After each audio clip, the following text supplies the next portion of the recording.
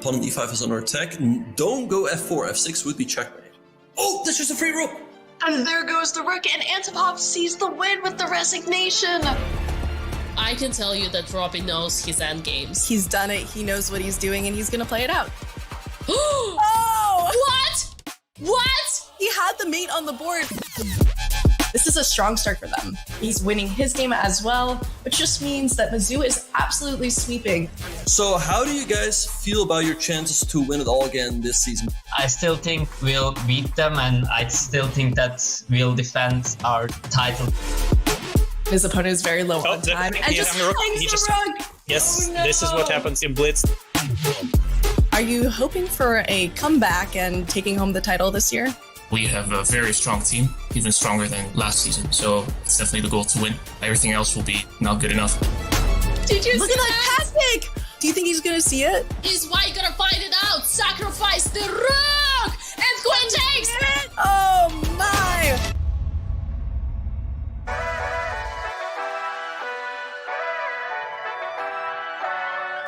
Hello everybody, welcome back to Collegiate Chess League. I'm Jules and this is my wonderful co-host, Grandmaster Benjamin Bach. How are we doing today? Are we excited, Ben?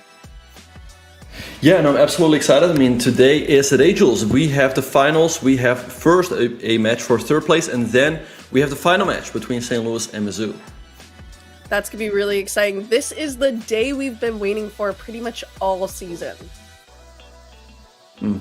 Absolutely, yeah, no, it's do or die. I mean, the championship is on the line, and I know how much these two teams care about it. I know, like, probably the coaches are watching right now, rooting for their team, so it's gonna be exciting. It's gonna be very exciting, and today we have some crazy matchups. We're gonna be looking at University of Texas Rio Grande Valley versus Lviv State University for that fight for third, and then St. Louis University versus Mizzou, and that is a very special matchup. Do you want to tell us why, Ben?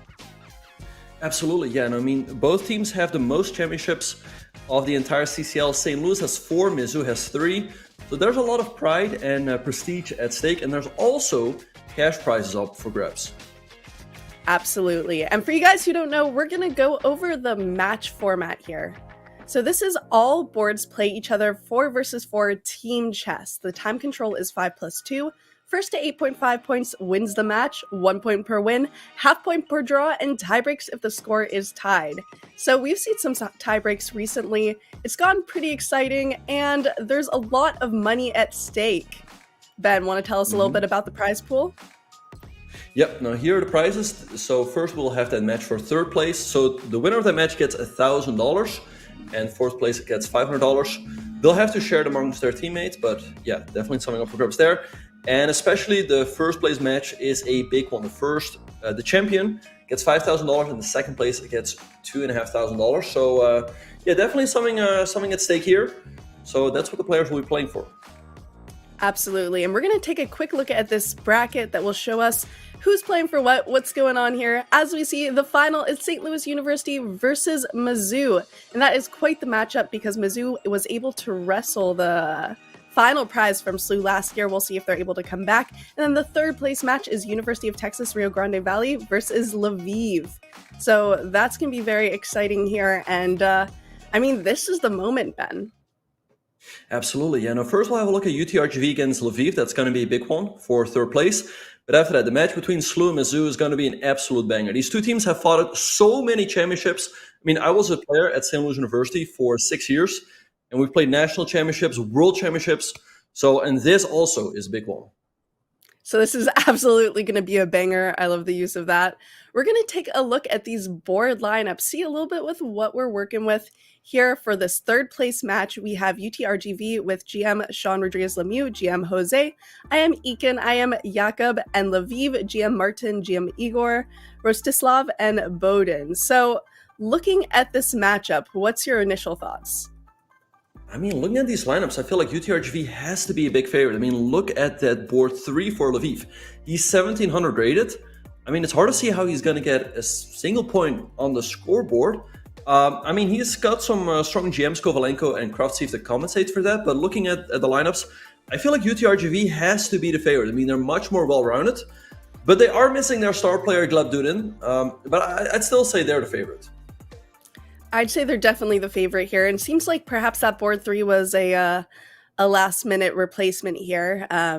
But we'll see. You know, anything can happen. There are very, very strong GMs on Lviv's team, and especially as this match goes on, I think there's a lot that can be uncovered here.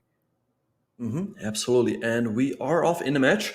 We see Lazinski on board 1 opening up with 1e4 against Sean. Sean usually plays the Caro-Kann, so that's also the move I expect him to go for, and there we have it.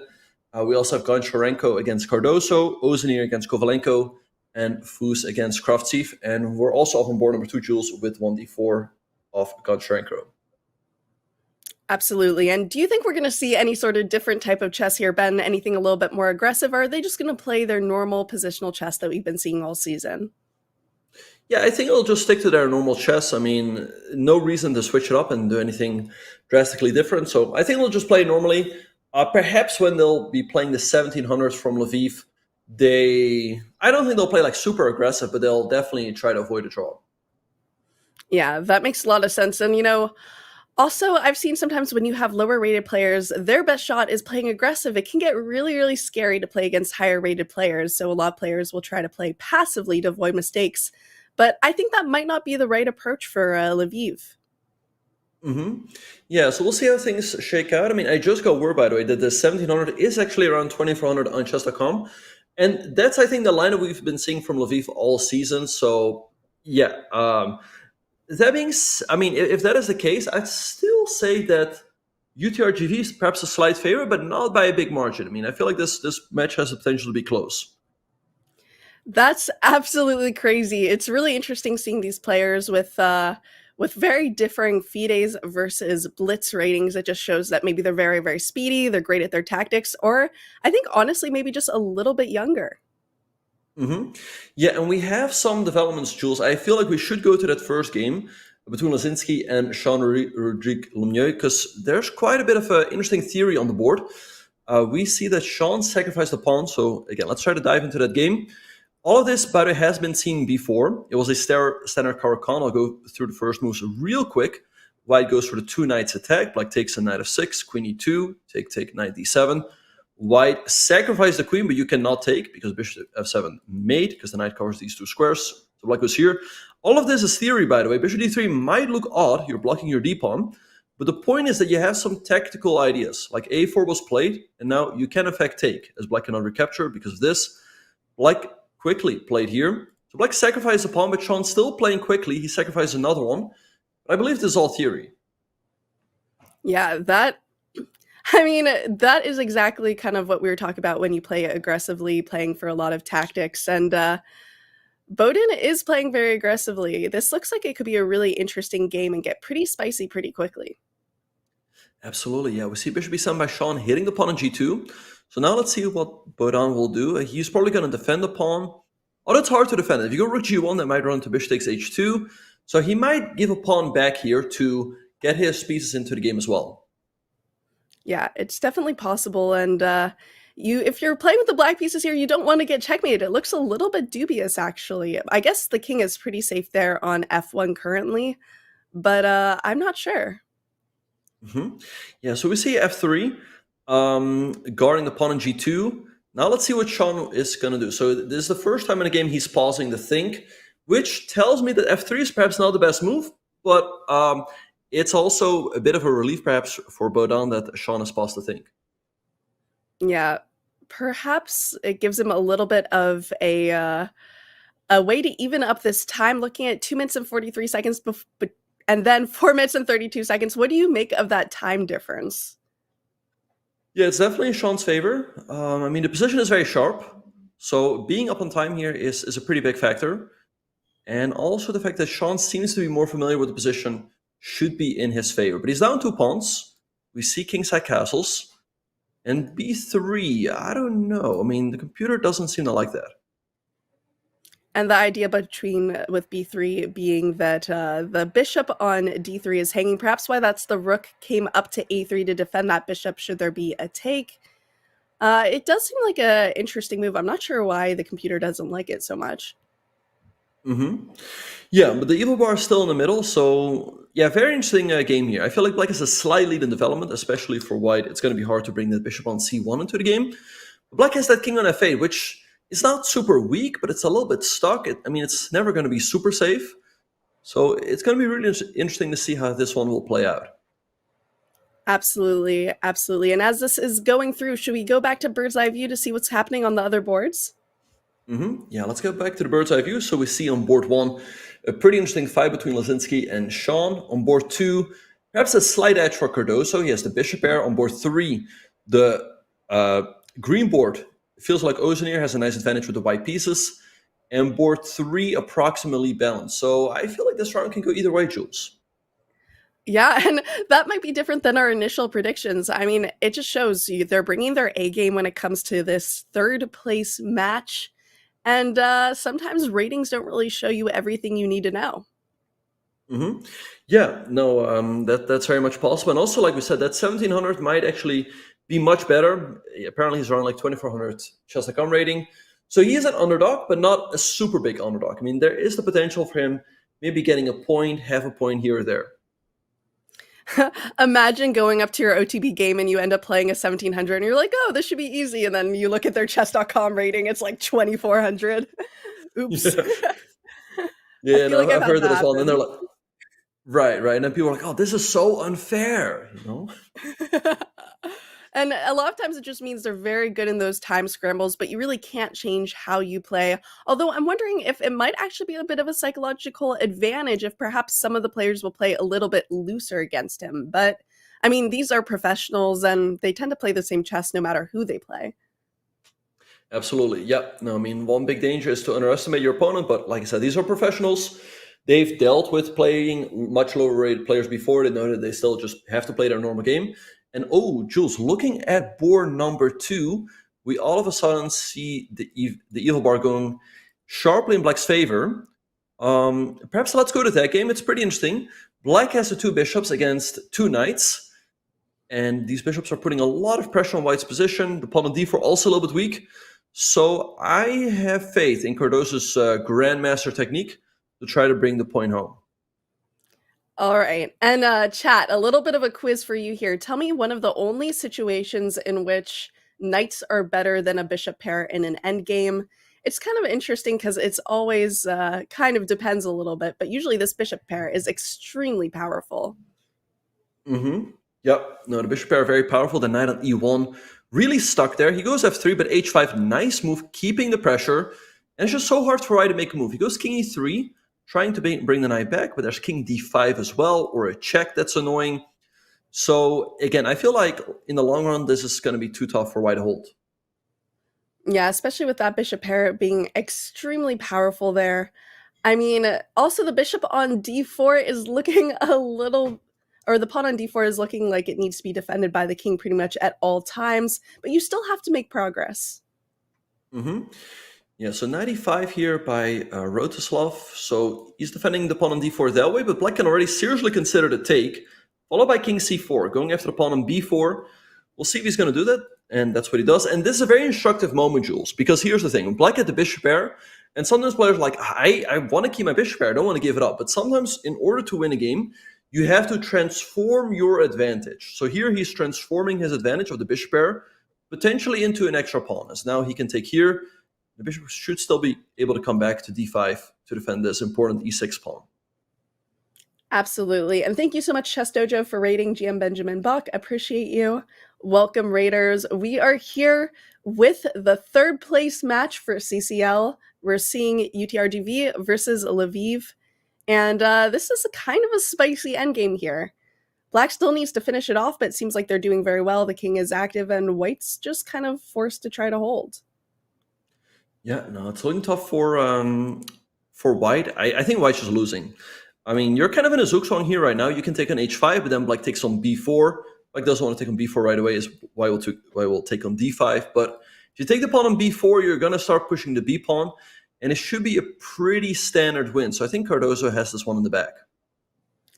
And TK answered bishop pair in an open position and knights in a closed position, which to the best of my knowledge is correct here, which is sometimes why you want to trade off this bishop pair, whereas sometimes it makes sense.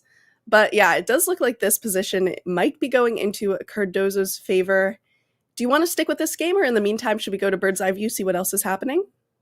Yeah, let's go to the bird's eye view, as I feel like this one is going to be Cardozo's. So it looks like UTRGV is going to be taking a lead on board number 2, and all of the other boards are looking pretty balanced. Jules, the game that really stands out to me, though, is again that board 1 between Lozinski and Jean-Rodrigue Lemieux. Very sharp stuff happening over there. Both sides having a queen and 2 rooks and 4 pawns each. This king on e8 is a little bit weak, so I feel like here, especially since white's getting lower on time, we might see some fireworks. Absolutely, and first I'm looking at that pawn on c2. That pawn on c2 is could become a major threat later, but as you said, black's king is pretty weak, and perhaps white can exploit that for at least a perpet, if not more. Maybe even if they can take that pawn, it'd be good, but he has 17 seconds versus a minute and 10. That's going to be a huge disadvantage here. Yeah, he goes queen c5, going after the pawn on c2. I feel like Sean has to hold on to that pawn. If that pawn drops, then white's going to have the attack, and black doesn't have much to show for it. So perhaps rook d2, and then we might have that perpetual that you were referring to. I honestly don't see a better move than rook d2 here. And we see Sean is like, he doesn't really want to allow the perpetual, but he might realize he doesn't really have a better option. And you see him thinking here and taking his time, which is very helpful for the side that has 14 seconds on his clock. I mean, yeah, you move the rook to d2, protecting the pawn, and then the queen just comes in, keeps checking, and, you know, that could just be a draw here, which is not the start that I think Sean wants. No, he's playing the Lviv board 4. If you're the board 1 on your team, you have to beat the other board 4. So a draw, he's definitely not going to be happy with that, but a draw is still better than a loss. Oh, wow. Okay, so I guess, though, king e7. We might still see a perpetual. Queen c5, king e8. I think that's just a draw, and I think we'll see that. Point is, if white would take, there's rook d1. Oh, what white could have done, perhaps, Jules, is maybe take here and meet rook d1 with queen g1. That might have been a way to keep the game going, but we have a draw on this one. All right, so we see that UTRGV having a lead, and it looks like Ozanir on board. Wait, Ozanir was winning, but now it's a draw, apparently, in his game against Kovalenko. So it seems like Lviv is definitely holding on there. That was a very important draw in that board 1. Also, I think everything's going to depend on this board 3 and 4 here, which both look to be draws, yeah? Yeah, I feel like, I mean, Ozanir's a little bit better. He's up a pawn, but still very hard to convert, especially because black is that super annoying pawn on h3. And board 4, probably a draw, but a tiny bit better for Foos, if anyone still has any chances. Which one do you want to take a look at first? Let's have a look at that game between Ozanir and Kovalenko. I feel like with the queens on the board, there's the most potential for still some blunders or some crazy stuff to happen. By the way, we have a prediction in the chat. So if anyone wants to bet their channel points, do so now. There's a little bit more than a minute left. Yeah, this one should be a draw. Black should always have enough counterplay to do that at pawn on h3.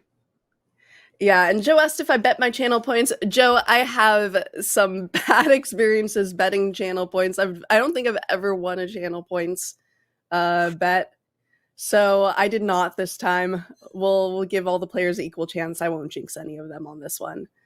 But yeah, as we see with so little time, having to defend everything is not the easiest. But if the queen goes in to take that h-pawn, perhaps you just have a bunch of perpets. Or a bunch of checks to create a perpet. Yep, no, this one is just going to be a draw. The other game probably also going to be a draw. We'll pull that one up right now. Yeah, this one also just a draw. So we're going to be looking at a 2.5, 1.5 lead for UTRGV. All right, so let me put in my prediction. I'm going to bet on UTRGV. All right. So the odds are not in my favor, but the match score is. So yeah, this one should just be a draw. Just take on g7, bring the king over. Pretty standard stuff. Yeah, and you know, it is definitely a solid start for both teams. Lviv will have to get that point back in a following round, but this is not the biggest advantage we've seen so far. And this is good technique, actually. This is very good to see about how you can stop the pawn, and then you're just going to have, you're just going to have this very standard draw. So what do you take of this start between Lviv and UTRGV? What does this say for the match? I mean, UTRGV definitely cannot be unhappy. They have the lead. Lviv is still in it. And a big draw for the Lviv board 1, right? Drawing the board 1 of UTRGV. So, I mean, I'm sure UTRGV, they cannot be happy again. They have the lead, but perhaps they would have wished it was a little bit bigger. Absolutely, but Lviv still needs to get that point back somehow, and I think the round to get that point back would be this upcoming round. So they're really going to have to play their best chess there, and as you said, perhaps they have a disadvantage because of their board at 3, but you never know here. We're going to see that here between Sean Rodriguez-Lemieux and Rostislav, board 2 versus board 4, board 3 versus board 1, and where do you think Lviv could get its points back? Yeah, Lviv definitely is looking to strike on the bottom 2 boards because their strongest players have the white pieces. So that's definitely where they're looking to strike, and they'll probably be looking to limit the damage as much as possible on those top 2 boards where UTRGV has the white pieces and a big rating advantage. So yeah, that's the dynamic we're seeing right now. Absolutely. So they have to at least make sure to win those last 2 boards, if not take home a point in one of the first 2 boards. It's going to be a tough task. Yep, and we are off to round number 2. We see Sean opening up with 1c4 and knight f3, keeping a lot of play. Cardoso also opening up with 1c4, and now Sean mixes the Reti with the English opening, and we see Cardoso playing actually a kind of a Najdorf with an extra move by going d3 on the second move in the English. Interesting there, getting the structure. It looks a little bit like a Dutch. Yeah, Black is going for some sort of reverse Grand Prix attack with the pawn on f5. Now we go c6, aiming to go d5. All right, Kraftsev's game also started off against Ozeni. Ozeni always plays this move knight c6. And I wonder if Kraftsev has... I don't think he has prepared against it, but he might have had a... Nah, he's paused the thing, so I don't think he has looked at it. He probably hasn't looked at it because it's a very odd move, yeah? Yep, no, it is. But sometimes that's exactly what you need in Blitz to have kind of a surprise weapon where your opponent isn't quite expecting it, but we're seeing some more standard stuff here on board 4. Yep, no, on board 4 between Kovalenko and Fus, we see a Queen's game declined. So very solid stuff there. So yeah, I guess we'll just wait for the games to heat up a little bit. I feel like Sean is a little bit better on board number 1 because Black has those double isolated pawns on b7 and b6 that are just always going to be annoying to deal with. Sean also has the bishop pair, so he has got quite a few reasons to be happy with the outcome of the opening. And how exactly bad are these doubled pawns in an endgame, Ben? I mean, I thought they were not too big of a deal, but now they actually are, because I don't see a good way to defend that pawn on b6. You have bishop d8, but then Sean is probably looking at knight d6, hitting the rook. And if you move the rook, white can take on b7, removing the defender of the c6 knight. So I think Sean is going to win a pawn here. So that's why the equal bar is massively in his favor. So I think he's doing great here with white. And you do not want to be down a pawn against a GM. That is not where you want to be. But we do see Rostislav keeping the time fairly even. I don't know. He can't be happy with this, though. No, certainly not. So Rostislav gets the pawn back on a2, but now rook c7, hitting the bishop and the pawn on b7. Yeah, okay, bishop f6 played. Perhaps white can take, black can take here. But you might still have ideas of, let's say, bishop c5, followed by knight d6. The bishop on b2 is often hanging, the pawn on f7 is often hanging. I feel like Sean's initiative continues in the endgame here. Yeah, you know, the tactics are a little bit scary there. And you have to make sure you calculate it all. It is just 5 plus 2, so the time control is not that long. Also, last time we saw Sean, wasn't he laid up in bed after his European Championship? No, I think he was at the American Continental Championship, but he was definitely in a hotel room. Now it looks like he's playing from campus. So he's very focused. Perhaps that might make a difference. d4, also good move, defending that pawn on b2. And it looks like he's about to win this pawn. Yeah, and then, you know, it seems Rostislav has found all the tactics possible to try to keep the pawns even, but there's just no way to defend that pawn on b7, especially if you can't take back that pawn on b2, and then your knight's just kind of stuck on a2 doing nothing. Actually, both knights are kind of stuck. Also, look at that knight on h5. White also has ideas of going e3, followed by g4, and all of a sudden that knight will be trapped. So I think this game will go in Sean's favor. I mean, he's up a pawn, he's up a minute on the clock. Looks like he's just going to show his grandmaster technique and bring the point home. Absolutely. I think I see a board out of the corner of my eye that's heating up. Should we go to bird's eye view and take a look? Absolutely, Jules. I mean, I think you're referring to that board number 3 because I don't know what Ozanier is doing. It's a little bit surprising to me.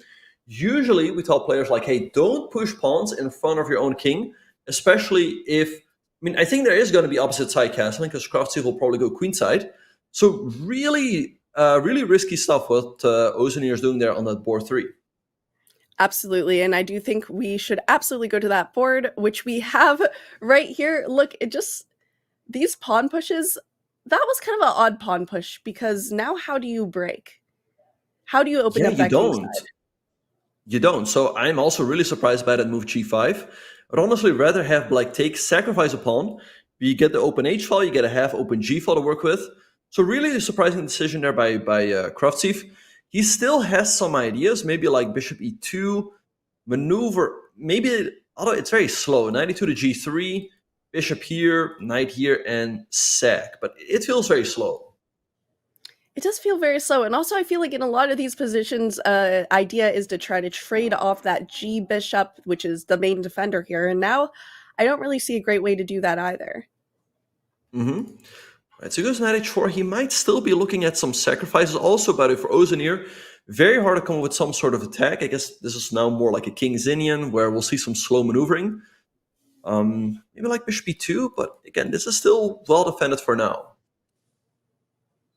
Yeah, it definitely is pretty well defended for now. Perhaps there are some sacrifices in the future, which I'd be excited to see. I'm just still so perplexed by that g5 move, but I bet he's looking at some sort of sacrifice, planning ahead here, so I'm excited to see what he has. Yeah. I mean, one way I could see for Kraftschief to try to break through is to go bishop e2, let's say rook dg1, queen d1, and then sack. He goes rook hg1. Also possible. Now if you go bishop e2, you do have to consider black taking that h3 pawn. Yeah, and I see Joe in the comments saying Merton mad chillin'. He does look very, very relaxed here, which I actually think is helpful. We've seen the people who look the most relaxed tend to do the best, but I guess he's a man with a plan here. Yeah, he goes f3. Now perhaps with black's last move, bishop d7, he was aiming to go b5, because if white would take, then that pawn on e4 would hang. So now knight b5 by Kraftschief, really stopping that move b5 from black. But perhaps queen e8 now, and you're going to have to push one of your pawns, which is not what you really want to do. Yeah, it's definitely not what you want to do, but at least that king is on b1. I had someone once tell me that there's never any downside to putting your king on b1 in one of these situations instead of leaving it on c1. So perhaps this is one of the reasons here. But if they can't push their king side or their queen side pawns, then perhaps there isn't a lot of counterplay. But I do think black is going to be a little faster than white here on this attack. Yeah, we'll see how this one will develop. Oh, Jules, I see some developments on board number 1 where, so perhaps we can go back to the bird's eye view. I thought that Sean was just on his way to a smooth victory, but I think he's messing things up a little bit. Oh, but just as I said that, black didn't take advantage of that. So perhaps we can go to that game real quick and show what was missed. As white's up 2 pawns, I believe, with a bishop pair, just a crushing position. But in this position right here, knight e2 was played, attacking the bishop, white played here. And I think here there was a possibility to take on f3, white recaptures, and rook f8. And all of a sudden you don't have a good square for the knight, because if you move the knight, let's say, to d6, there's bishop e7. So this was a big missed opportunity by Rotislav. But now I think Sean is just on his way to win. I mean, again, he's up 2 pawns, up a lot of time. Bishop pair, I mean, this one's about to be over. Up a lot of time, too. Up almost 3 minutes. And maybe that's one of the reasons the tactic wasn't seen. Because when you're down that much time, it's very hard to just make those split-second decisions. But yeah, this looks like it will be a Sean victory here. Yeah, he's just up so much. Oh, there goes free bishop, so that is it. All right, so UTRGV takes a 2-point lead.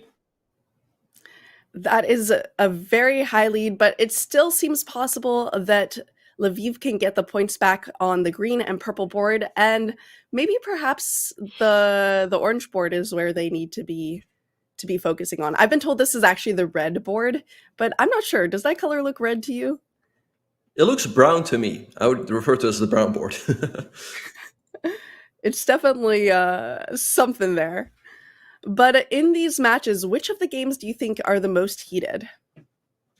I mean, again, I think the game that's most exciting is that game between Kravtsev and Ozenier.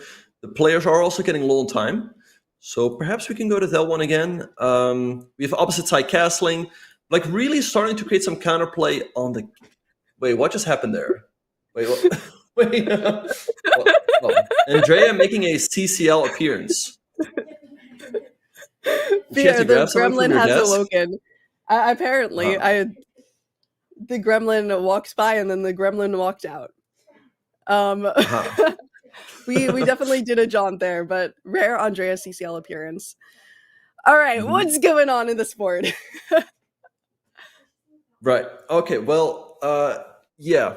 Anyway, my instructive analysis was disrupted, but let's pick up where we left off. Okay, so we see here Black sacrificing a pawn, but he's opening up that bishop on the long diagonal. Yeah, really, I like what Ozenier is doing. Yeah, it does look like as we said, the attack from the black pieces is going to be a lot quicker than attack from the white pieces, especially because, yeah, where did the dark squared bishop go? Now there's very little way to actually attack that king side, no? Mm-hmm. Yeah, so let's see. Black goes b5. The computer's giving that a question mark, but it looks very logical to me. You have that bishop on g7, so you want to take that b2 point. So it's very logical. He wants to open up that rook. So let's see. I mean, maybe at some point White's going to have to go knight f6 to give a pawn back and open up the g file for himself. So I think we chose the right game to focus on, Jules. Yeah, this is about to get spicy, I say as I take a sip of tea from my mug. I'm following an Eric Rose in here, and I have all my tea. I've been really into tea this season. But yeah, I don't know, especially with the time. Both players have about equal time, but it is taking a little bit lower in such a complicated position. This is one of those positions where it's literally the person who makes the last blunder loses. Absolutely, yeah. And I have the feeling Ozenier is going to sacrifice. He's going to go b takes c4, sacrifice the knight for that open b file. I know he's going to do it. He's taking his time, but I know it's going to happen. Yeah, and I mean, it's going to be very hard to defend something like that with little time, but 20 seconds to 42 seconds, Ozenier has to keep up his time. Yeah, okay, bishop takes c4 quickly by Kravtsev, keeping the time advantage. Now knight takes d5 is an interesting option. Goes queen e5, increasing the pressure on b2. So let's see, I feel again, at some point Kravtsev is going to throw this move in to get rid of that bishop, and there we have it. Interesting, probably just get rid of that bishop with knight takes, then queen takes. You have to make sure you're not getting mated or perhaps having any sort of issues, but it looks okay with that a2 square. Yeah, I think you go to a1, knight c2, king a2. Probably the knight jumps back to d4, there we have knight takes f5. King c1 also an option, but it feels a bit airy, but it's possible. King c1's a little bit scary, but perhaps that's the move. And he goes for it. All right, now 13 seconds for Ozenier to figure it out. He takes the pawn on f6. Let's see if Kravtsev will finally take. And I mean, I just don't trust the eval in any of these positions because with 8 seconds on your clock, you just need to move. You need not to hang anything, and that is a very difficult task. Looks like he's just trying to get queens off the board so he can take a little bit more time. They do get 2-second increment. Do you think he'll go for the draw? The answer is no. He goes rook d2, keeping the game going. I mean, perhaps he knows that his team is behind, so he has to go for the win. Rook d8, d6. Oh, that just hangs upon as Black can take, and this is defended. Uh-oh, looks like Ozenier might take this one. g2, this doesn't look good. Now you can just move the knight, and you're up a few pawns. Yeah, there's so much pressure. Oh, but you can always trade everything on d2 and take here. But wait, there's queen takes g6. But I guess it doesn't work. You take on d2 now. And you're going to be up so many pawns in the endgame. Yeah, that's GG. Oof. Okay. Yeah, and you can try for checks, but also that king is so well defended. It just shows it's the person who makes the last mistake with 4 seconds on his clock. That is not what Lviv needs right now. Absolutely not. Lviv, by the way, did get a win on the 4th board, Kovalenko. But they're down so many pawns in this one that it looks like Ozenier is about to take it. King g7. Or if you take, then you take here. Yeah, up 3 pawns and a queen endgame. This should be an easy win. And that's got to be absolutely devastating for Krasiev, who is doing very well in this game. But yeah, he still has to finish it off, and we're going to see some fighting chess, but this is just too many pawns to stop. Absolutely. Yeah, Ozener missed a few opportunities to trade off the queens right away. That would have pretty much ended the game on the spot. Queen e4. I mean, he's winning. But okay, there is also another game that is... Okay, now I think he has it. Queen h1. Okay, Queen e5. GG. Okay, so let's go to the last remaining game of this round. The game between Cardoso and Lozinski. And it looks like Cardoso is taking this one, as his b-pawn is unstoppable. I'm wondering what's going on with the camera angle right here. We see the ceiling stockfish working at full speed. No, I'm kidding, of course. It looks like he's... Yeah, there we go. Right direction now. Yeah. He probably had it flipped a little bit. Mm-hmm. And we see it, Cardoso wins, and that's a lot of points. I think it's 3-1 this round for UTRGV. Yeah, big win for them in the second round as well. They won the first round by 1 point and the second round by 2 points. So now they're having a 3-point lead going into the second half of the match. But Jules, I mean, this match, it was already over before it started. I put all my channel points on UTRGV, so it was just written in the stars. Maybe I should put all my channel points on them too to see if we could even it out a little bit.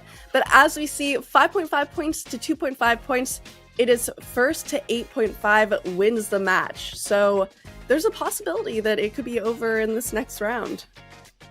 Yeah, they very well could close it out. I mean, this UTRGV team is pretty strong. They're very well rounded. And yeah, it's no surprise to me that they're giving Lviv such a tough time. Absolutely, and this is a third place match, so it's for a lot of moolah here. They're working hard. They're going to be playing their best chess, but UTRGV is definitely bringing their A game. Mm-hmm. Absolutely. Absolutely.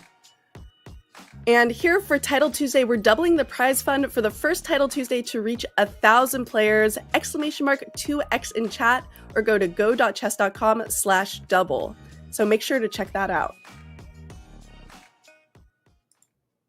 All right, so we're getting ready for round number 3. The pairings will be a little bit closer. Board 1 will be playing board 2. So let's pull up the board pairings for round number 3. Yes, we have them right here. So we see board 1 is playing board 2, and boards 3 are playing board 4s. So, I mean, yeah, again, Lviv is going to be looking to strike on those board 1 and 2s. That's where they have the white pieces, and that's where they have their GMs playing. But I think they're going to be struggling on the bottom 2 boards. So, yeah, it's going to be tough against UTRGV. Absolutely. I think Lviv is going to have to come back with everything they have. I mean, this is going to be really tough for them. It could definitely be over in this next round, but also, I don't know, Lviv could bring their fighting spirit. Mm-hmm. Yeah, they're definitely going to fight, but it's going to be tough. I mean, UTRGV is a very strong team. GMs and IMs on all boards, so we'll see what they can do. So we see 1d4 by Kovalenko. They have to win this round. They have to win this round at least by like a point or 2 to give themselves a chance going into the final round. We see Sean playing the Ragozin and Kovalenko playing solo with e3 and bishop d2 and b6 by Sean. All of this, by the way, has been covered in my course on the Nims Indian. Absolutely, and I've been trying to play the Nimzo a little bit myself. It can be pretty difficult, so always good to have a course there to help you out a little bit. I mean, what do you think are the benefits of playing the Nimzo? Yeah, the great thing about the Nimzo is that you get to learn to play many different pawn structures. So it's not an easy opening. I feel like an easier opening for people to learn when they're starting out against 1d4 is something like the Slav, because you often can go for the same setup. It's very easy to play. Nimzo Indian perhaps a little bit more difficult, but you get to learn so many different structures. You get to play with the bishop pair, against the bishop pair, against an isolated pawn, hanging pawns. So I think it's a great opening, and I think it will make you a better chess player as well. Absolutely. And anything that makes you a better chess player sometimes is worth the hard work. And we see all of the games have started except for this last board, which actually now just started with a ready opening. Yeah. And, oh, Jules, look at that. We see some interesting stuff. On board number 3, Uzunir played a very quick h4 against Lozinski. And, yeah, Fuz against Koncharenko, now a pretty standard ready opening. Yeah, getting a little aggressive here on that board 3 with a quick h-pawn push, which can sometimes be a little bit difficult to meet. Yeah, so we'll see. Oh, and Jules, look at board number 2. Kravtsev sacrificing a knight in the middle of the board. But that knight probably should not be taken, because if black takes... So let's see if we can pull up that game between Kravtsev and Cardoso. 95 was played, but the point is that if black takes, you're going to recapture with the pawn, checking the black king and attack the knight. And if you block with the knight, there's d6. So you will get your piece back. So let's see what black's going to do. He decided not to take the knight, but now the knight can say hello on the b6 square. Yeah, this looks like a very Smith-Morra-esque position with those knight sacrifices on d5, very gambity. But that knight is pretty powerful. You just have to remember to move it if you ever need to. Yep. All right, so 95, he's keeping that knight up in the air. I mean, at some point, it feels like he's got to move it, but the difficult thing for black is also that it's not that easy to develop, because if you go bishop b7, then white might be happy to trade off the knight for that bishop. So I like this position for Kravtsev. Yeah, especially if you've got a handle on your tactics, if you're feeling good. I mean, that knight could become very, very powerful very quickly, as long as you know, again, when to move it. But this looks like it could be a good start, and Lviv needs all the points they can get. They're down 3 points, so I think everyone in Lviv's team knows that it's do or die, and they really have to go for the win. Yep, no, they have to step it up, especially their board 1 and board 2. I feel like if board 1 and 2 win, then they would only need like half a point or a point on the bottom 2 boards to keep themselves in the match. But if the top 2 boards don't win, then they're going to have a real problem. Absolutely. Then it's going to be, I think they're going to have trouble coming back at all, or perhaps even lose it all in this round. So this is definitely the moment, and Martin looks pretty relaxed for it being the moment, but perhaps that's how some people play their best chess. Absolutely, yeah. And Martin, for those wondering, he has his first camera at him. That's why we see his face. And he has, I believe, a tablet or something like that behind him as a second camera, because we're making sure that everyone is playing fair. Yeah, absolutely. Making sure that everybody is playing fair. We have a lot of fair play checks here, especially when you are playing for money, as is in these. This is the round where everyone is playing for the big bucks. So that's what they're looking at. But take a load of this time difference. It seems like Jose Cardoso is down, a whole minute here already. Yeah, but I mean, it's still not the end of the world. As now Kravtsev has passed the thing, the position is approximately balanced.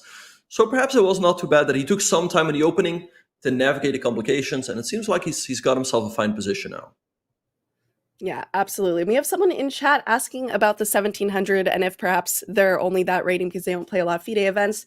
That could definitely be true. Also, just some people are very good at Blitz and specialize in Blitz. They play a lot of Blitz, but are not as experienced in longer time controls. That is pretty common too. So it could be one of those cases as well. Right, and Jules, in the corner of my eye, I see a lot of development. So let's see if we can pull up the bird's eye view, as there are some fireworks on that first board between Kovalenko and Jean-Rodrigue Lemieux. The evil bar is now very much in black's favor after that last move, knight takes c4. And there's a lot of tension, so perhaps that was a mistake. Oh, look at this. He just goes knight f6 back, and Kovalenko shakes his head. He completely missed that move. He was banking on black taking on c4, and the knight would be hanging. But black just steps the knight back, attacking the queen. The queen has to move, and then you take here, and white's just going to be down a full knight, and that's what's happening right now. White's just down a full piece. And that's what got his reaction, it's, you can try stuff, but when you're just down a full piece, sometimes it's hard to remember that takes are not mandatory. You can just step a piece back, and it was completely missed. This is huge for UTRGV. Absolutely, yeah. And also something that is missed by a lot of players, even at the very highest levels, are backwards knight moves, right? I remember I had a game against Hikaru where I hung my queen. I played queen to c2, and he had a knight on d4. So he could have just taken it. He did not take it. And then I did not move my queen on the second turn. Then he did take it. But it was funny that we both hung it for three moves three ply, if you will, in a row. But yeah, that's perhaps also what happened here. Backwards knight moves, those are the trickiest, especially bishop diagonals are pretty tricky as well. but you definitely can miss that kind of stuff. And that is huge. Sean has to finish this game off, of course, and there are always tactics and ideas, but he's also been just absolutely great with time management, keeping up almost 2 minutes in time. Yeah. Now, I feel like White's only chance is if he can get in that move e4. If he can get e4 and e5, he definitely still has chances. But if that doesn't happen, White's just down a full piece. Black would have a nice blockade in the center. So let's see what Sean will do to try to blockade those pawns. Yeah, I mean, that is a good source of counterplay, but we'll see kind of the technique here and what he's going to do. I mean, having that center is something, so it's not like he's left with nothing for that, but definitely not what you would give up a piece for. Right, so let's see what he's going to do. I mean, maybe like rook e8, but still e4 is going to come. So this game is not over yet. Yeah, it's absolutely not over yet. You still have to be a little careful of those central pawns, and perhaps the time will get a little bit more even. But he just looks absolutely focused right now. Look at that face. I would not want to see that across the board for me because I know he's just calculating like 25 variations. Yeah, he's taking his time. He has a time advantage. So let's see what he's going to do. I mean, it's not that easy to stop e4. I mean, rook e8, e4 is going to come anyway. So I feel like this one is not over yet. No, it's definitely not over yet. You need to be careful, especially sometimes. I've had this happen to me so many times. I don't know if anyone in his chat has had it happen to them, where you're completely winning, maybe you're up a piece, and then you kind of let your guard down, and all of a sudden some counterplay or some tactic you don't see occurs, and then the position's even. But once you've been winning, and if the position goes back to even, it's kind of hard to adjust your mindset. Absolutely, yeah. And I definitely don't. Sean is definitely not relaxing right now. He's taking his time. It can also be a downside if you make it a little bit more difficult than it actually is, right? He is up a full piece. Okay, so let's see. I mean, e5. If e5 doesn't work here, White's losing. But perhaps there's like bishop takes. If you take, the bishop on d3 is hanging. Maybe Sean has calculated the line like that. So let's see what's going to happen. If you move the bishop back, Black can probably take this pawn. So I guess that leaves not a lot there. And Kevlishvili doesn't have a lot of time to calculate this either. He's just looking for that, like, Hail Mary. You don't want to lose that central pawn. I think if you lose that central pawn, then this game is pretty much over. Absolutely, yeah. Now, if that pawn on e4 drops, the game is just over. He will be down a full piece for absolutely nothing. He's also getting low on time here, so he needs to have something fast. Otherwise, we might just see a quick win for Sean. And I think, you know, we'll keep a quick eye on this game while these tactics unfold. But there is also some interesting stuff happening with Bird's Eye View, I think, especially in the Cardoso game. I think we saw a piece sacrifice, or maybe several, it looks like. Yeah, no, Cardoso or Kraftsief sacrificed a piece on g6. I don't know if it was correct, but now he might be crushing. I mean, so let's go to that game between Kraftsief and Cardoso. We've talked about it before. If Lviv wants to get a comeback, they have to strike on the top two boards. Queen h7 here looks very logical. King f8. And maybe then bishop h6 is a possibility. If takes, there's g7. New queen. I don't know how Cardoso is supposed to defend there. Maybe like queen g8. I don't know. We absolutely have to look at that piece sacrifice too. All right, so yeah, we can go back a few moves. So Cardoso was better. So Kraftsief played knight g6 here, sacrificing the knight, complicating matters. Black took. And now the only move to keep the advantage was king f8. Get that king out of there as quickly as possible. But he played e5, queen h5, queen e6. And now the line I suggested was best. Queen h7 and bishop h6. But he played bishop g5, bishop b7. So very interesting here. I mean, White definitely has compensation, but it's not easy to prove it with such little time on your clock. Absolutely. 32 seconds to 36 seconds. It's pretty even, but you're the one who is forced to prove it because you're down a piece. And you can't just go for the checkmate because the queen on e6 is going to be able to defend. So how do you follow this up? Well, he'd also with the move rook f5, perhaps aiming to bring the second rook in as well, with rook a f1. Let's see what Cardoso is going to do. He goes king f8. Excellent move. Getting that king out of there. Let's see if he's going to continue the run with king e8, although there might be a check, and then White's going to sack here. So still very difficult for Black to defend this. Yeah, it does feel very complicated, especially with 17 seconds. He has to be pretty careful, but how do you follow it up? Apparently that wasn't the way. Rook takes c5 by Kraftsief. That rook cannot be taken, as I would have liked checkmate. Queen g8, great find by Cardoso. keeping his cool. Again, if that king gets out of there, king e8 now looks like a nice move. Black should be better. I mean, with so little time, 13 seconds versus 13 seconds, I still see anything happening here. Yeah, rook c2, excellent move, attacking the rook. Okay, maybe now you trade off a little bit. Let's see, 10 seconds. Queen e6 might be a nice move to bring that queen back into the game. Goes queen b3. It feels like the black king should be pretty safe now. And now black might start an attack. Yeah, and I mean, Martin just needs to move as quick as possible, but this looks very difficult. Takes on d3. Now you're having issues covering all your pieces. Yeah, this one is over. Queen takes f1 is GG. So UTRGV taking a massive lead.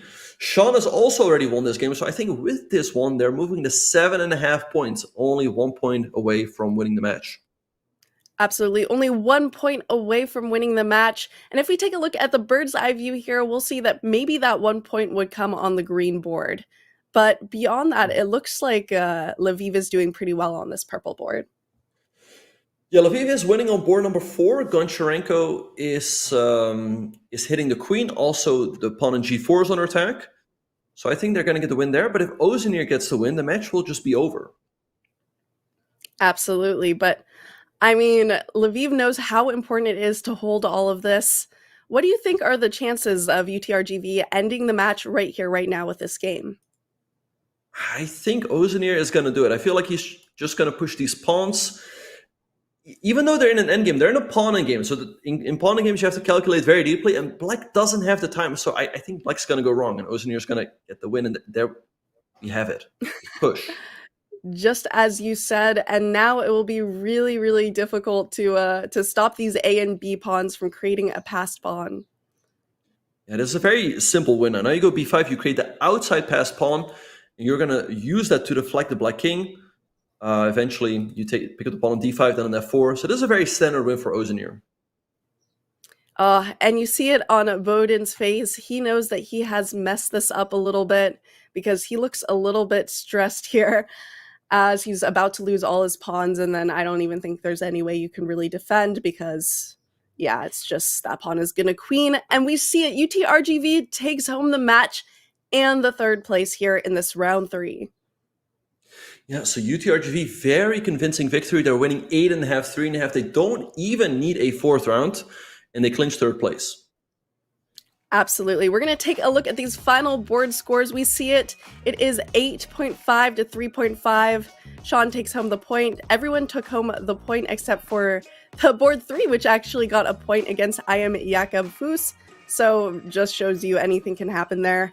But great round by UTRGV. A fight by Lviv. Huge congratulations to the winners. And next, we're going to have SLU versus Mizzou, which is the match we've been waiting for the final, who takes home all the cake. Also, Susquehanna, the sponsor of Collegiate Chess League, firmly believes in the power of gaming to train our brains to be their absolute best. Take a look at this video showing off how they're using chess to their advantage in the workplace.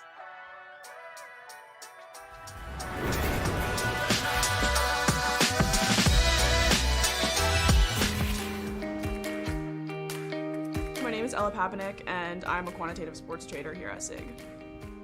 I started playing chess when I was 8 years old. My brother taught me, and I grew up very close to Union Square Park and Washington Square Park in New York City, and so I used to go and play with the people there in the parks. Chess players are very good decision makers. They're constantly reasoning about the hypothetical paths that the game could take. They're also very good at thinking about what their opponent is thinking and integrating that into their decision-making process. My name is Jerry Yang. I'm a macro analyst here at SIG. I discovered chess pretty much after watching Queen's Gambit. I was like, this is an awesome game. The strategy and the calculation is really what I think makes the game beautiful, where every time you're asking yourself that question of, hey, I'm making this move, and what possible moves might they do in response? And then zooming back out to yourself, I think is really like what makes chess a wonderful game. In chess, you often face situations where you have to make decisions under time pressure, and so you're not going to be able to realistically assess all of the options, but you still have to think through what matters and what doesn't matter and make a decision off of that, which is a common thing that I have to do in trading. I do use that reciprocal thinking on my day-to-day, where I'm asking myself that question of, hey, what are other people going to do in stock markets and other markets, etc. I need to be extremely cognizant of all of these other pieces on the metaphorical chessboard in order to distill that into one, hey, like this is the driving narrative, this is what's going to happen, and this is what's important for trading.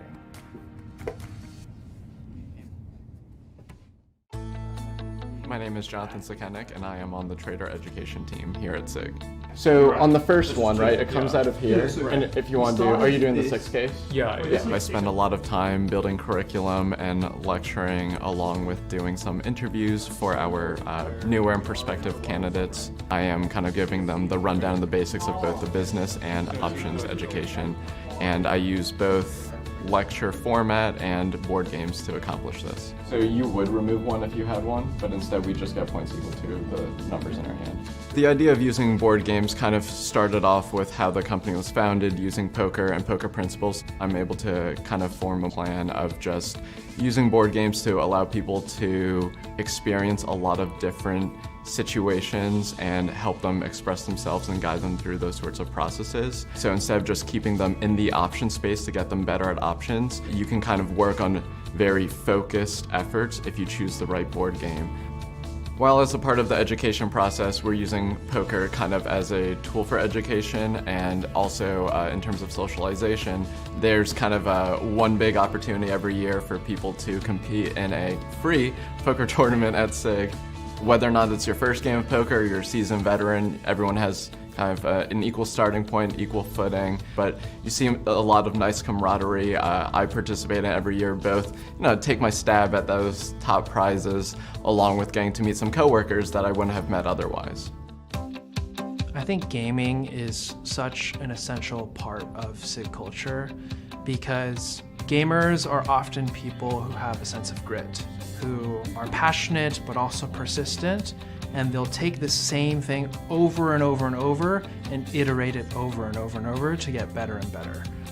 Playing games, doing puzzles, doing math problems is all a very core part of the culture. So it felt very natural for me because that was something I had been thinking about throughout most of my life. And so it was cool to kind of meet a community of people where asking those questions was very natural and people wanted to reason through those kinds of things with me. SIG is a fantastic opportunity, whether you're a gamer, whether you just have a lot of entrepreneurial spirit, as long as you are ready to be in an environment that kind of sees you for who you are, helps get you to the place you want to be, and really just care about your growth and development while having a great community, SIG is the place for you.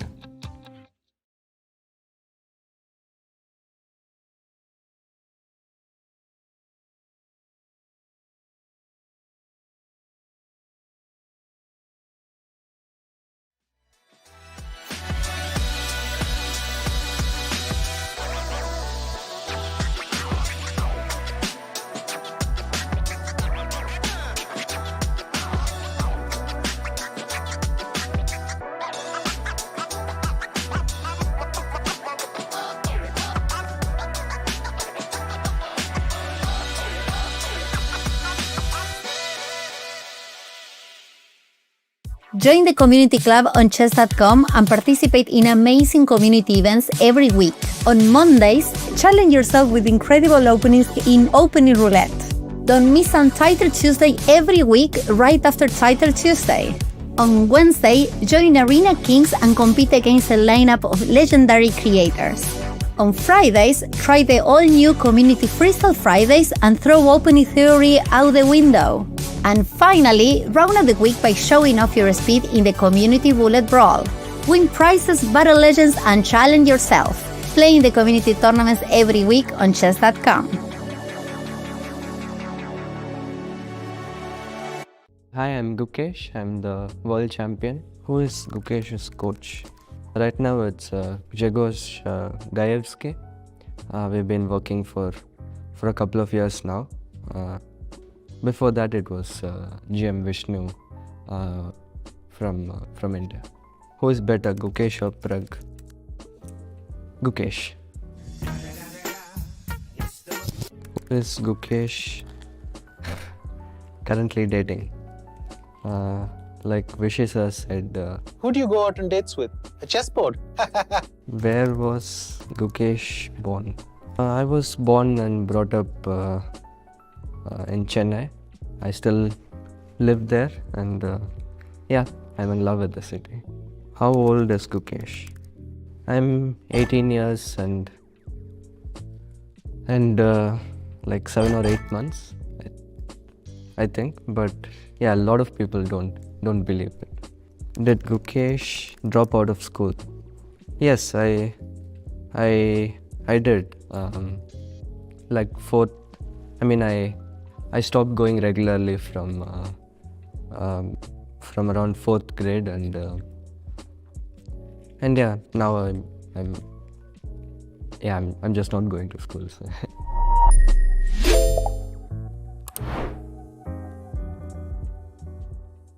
Wear your love of chess on your sleeve with all new apparel and accessories from the Chess.com merch store.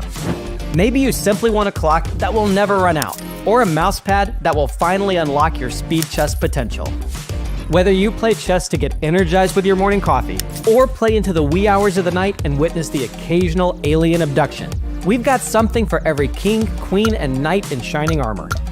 Even gift cards for your loved ones who've caught the chess bug. So check out the Chess.com shop for apparel, accessories, and more. Grab your favorites before they're gone.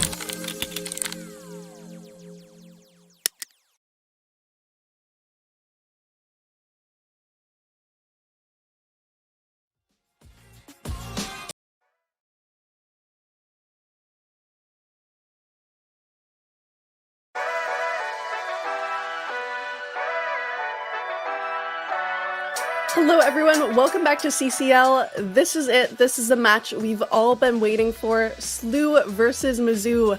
Ben, are you excited? I'm excited, Jules. I mean, this is the match we've all been waiting for. It's the final. And what better final than these two heavyweight teams, St. Louis University against Missouri. Wait, what is it? University of Missouri. Absolutely. And you know what? They have a huge rivalry. They have a big history that we're going to take a look at here shortly. You know, SLU versus Mizzou, that is what people have been talking about. Want to take us through this, Ben? Absolutely, yeah. So overall, we see that these teams have played each other 11 times, I believe. SLU won 7 matches, Mizzou 4.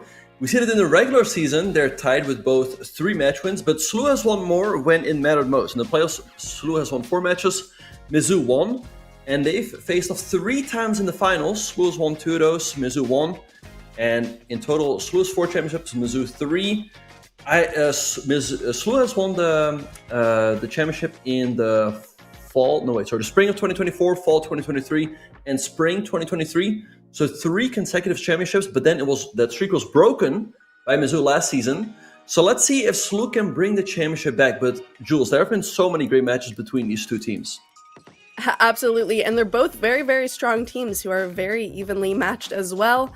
But I know SLU will be absolutely thirsting for the victory. Mizzou's going to want to hang on to their victory as well. So I think they're going to bring their A game here. What do you think is going to be the general emotional feel of the players right now? I think they might definitely be a little bit nervous going into the match. I mean, this match definitely matters quite a lot. I mean, the most important tournament in collegiate chess is definitely still the Final Four. That will be happening next week. But this one matters as well. I know that St. Louis has been doing some preparation with Coach Varakobian, Coach Darius Schwirch, and I'm sure that Mizzou also has done some work with Christian Kurila and Grigory Oparin. Absolutely. And we're going to take a look at these board lineups right here to see exactly what's going on. For St. Louis, we see Grandmaster Aryan Chopra, Grandmaster Victor Gajic, Grandmaster Robby Kevlishvili, and Grandmaster Eamon Ohayon. For Mizzou, we see GM Aryan Tari, GM Mikhail Antipov, IM Isaac Khan, and GM Luka, I apologize, Budislavovich. Budislavovich. There we go. So both very, very strong teams, GMs on every single board except for one, but also Isaac Khan is, I believe, a GM elect, no? Yep, no, he is going to get his GM title very soon. But yeah, looking at these lineups, Jules, this match is extremely evenly matched. Almost as even as it can be, right? I mean, the ratings are almost similar. So I would still give a slight edge to SLU, but it can really go either way. Last season, we saw Mizzou taking it all. St. Louis got some reinforcements over the winter break. They got Aryan Tari, strong GM, Viktor Gajic, and Ohanyan as well. So it's going to be a big match. Absolutely. It's going to be a crazy match. And these are definitely the strongest teams. They've shown it this season, and they are ready to rumble. As you said, this is also good preparation for some of the other collegiate matches, so whatever happens here could set the tone for the rest of the season for them. Absolutely. Yeah. So very important match here. It's always nice to start off well in the first round. I remember last year when St. Louis University that I was part of, when we beat Webster in the final round, we won the first round 3-1, and they just never recovered from that. And taking a lead out of the first round is always nice. So we'll see how the games are going to start. We see on the first board between Budisalvic and Chopra a King Zinian. And on board 2, we see a Reti between John and Gajic. So again, I think because these matches matter a lot, I think we're going to see some preparation from the players. I definitely think we will see preparation from the players as well, especially since this time format is a little bit different than typical Blitz. So perhaps you don't want to play your normal 3-minute Blitz openings, because it could end up biting you a little bit. Yeah. All right. So we see, so again, on the first board, we see King Zinian between Budisalvic and Chopra. Board 2, between John and Gajic, we see a King Zinian as well. And on board number 3, between Robby and Antipov, we see a Accelerated Dragon. Yeah, so a lot of sharp, interesting openings here. I know the Accelerated Dragon is a favorite of my roommate, Andrea. It's something that I prepped against during our tournament. So a pretty sharp opening, but there are some interesting lines that you can play against it. I think the Maroxy is one, which is probably what we're seeing right here, yeah? Yep. Now we see the Maroxy bind by Kevlishvili. And we have SLU player Talia Cervantes in the chat saying, I'm ready to bet all my money on SLU. Well, we've got good news. We have do we have a prediction in the chat yet, Jules, or not yet? I think we have a prediction soon. Let me just double check if we have a prediction yet. But I think it's coming soon. And I feel like I have to predict my points too, but I'm so scared for another prediction. I just have to go opposite of whatever you're doing again, Ben. I just have to hold on to that. I'm scared. I'm sorry for whatever team I bet on, but it has to be. But what do you think? Who do you think you're going to bet on for this? I know which team I'm going to put all my channel points on, but I'll just wait for the prediction to come in. In the meantime, these games are heating up. In the game between Budisalvic and Chopra, we see typical King Zinian, the center closed, White having more space in the center and on the queen side, but Black potentially aiming to go for some counterplay on the king side, and that's what Chopra does. On board 2, between John and Gajic, John striking the center with e5. And yeah, we see some slow maneuvering in the game between Robby and Antipov. Absolutely. Is there any game that you think has the potential to heat up a little bit that we should take a closer look at? Yeah, let's perhaps go to that game between Budisalvic and Chopra on board number 1. We have a very interesting King Zinian here. Chopra keeping all of the pieces on the board. And like I said, he started some counterplay on the king side. So maybe at some point what he could do is bishop h6, trade off those bishops. The thing is, very often in the King Zinian, Black goes f4, but I feel like here that's not going to be effective. White is not forced to go f3. And then it's going to be very difficult for Black to ever get g5 and h5 in. So I think we'll just continue to see some slow maneuvering. And by the way, look at, he is mad chilling, as the kids like to say these days. I was just going to say. From his bed or something? Not only is he playing from his bed, but he's not even like laying down. He's like on his side.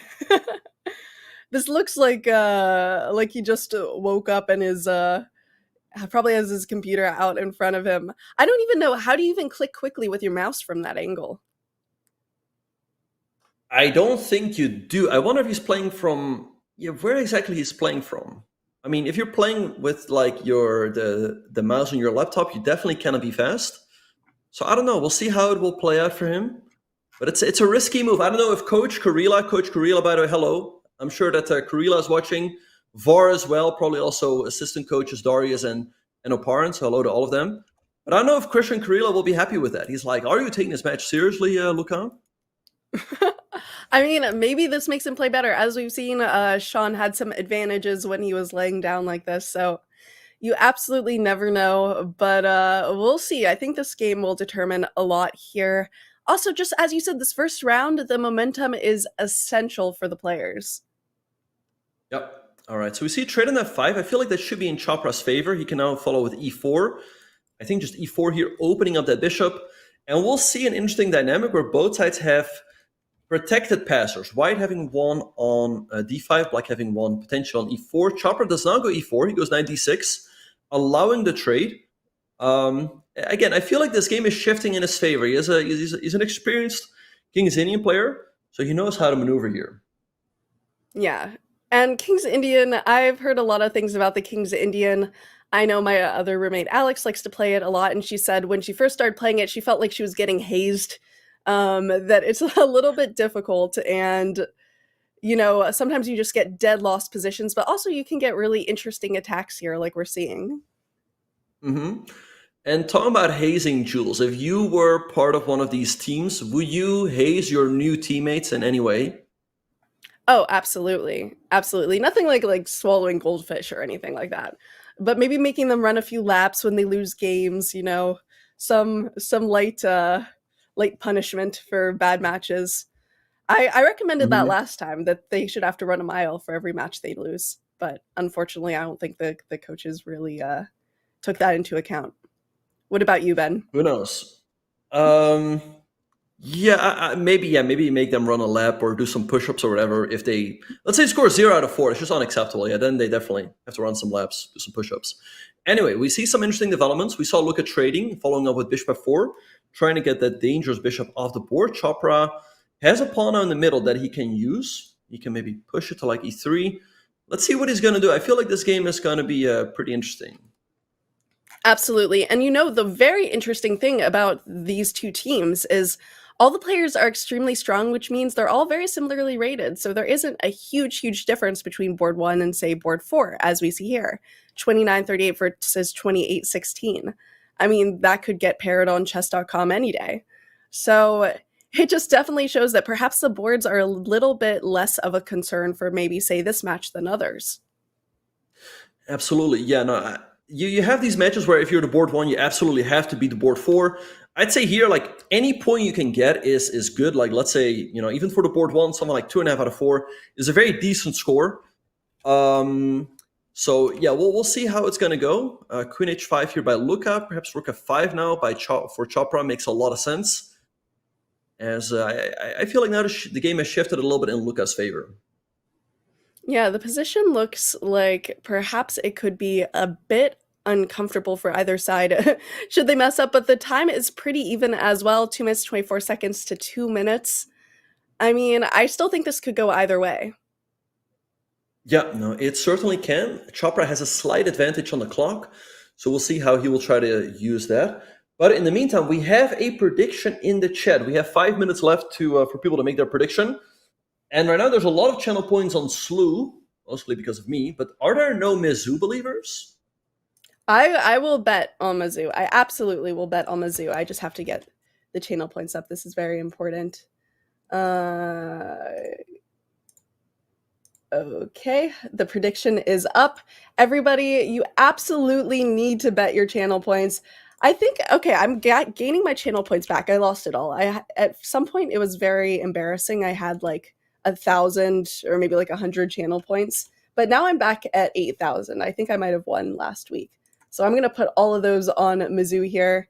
But it seems we have 276k points bet on SLU. Was that you, Ben? Yeah, 250,000, those were mine. So that's why the odds are heavily in SLU's favor. But yeah, I mean, this match pretty much a coin flip. So if anyone is looking, okay, now we see some big bettors with deep pockets also betting on Mizzou.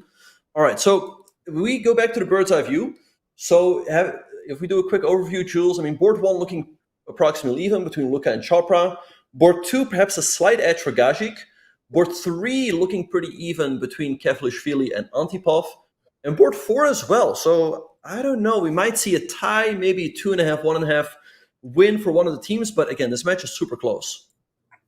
I mean, this is going to be very, very important. Imagine if we had a draw on every single board. I mean, I don't really see that happening in a blitz match. I mean, since the players are getting lower on time, anything can happen.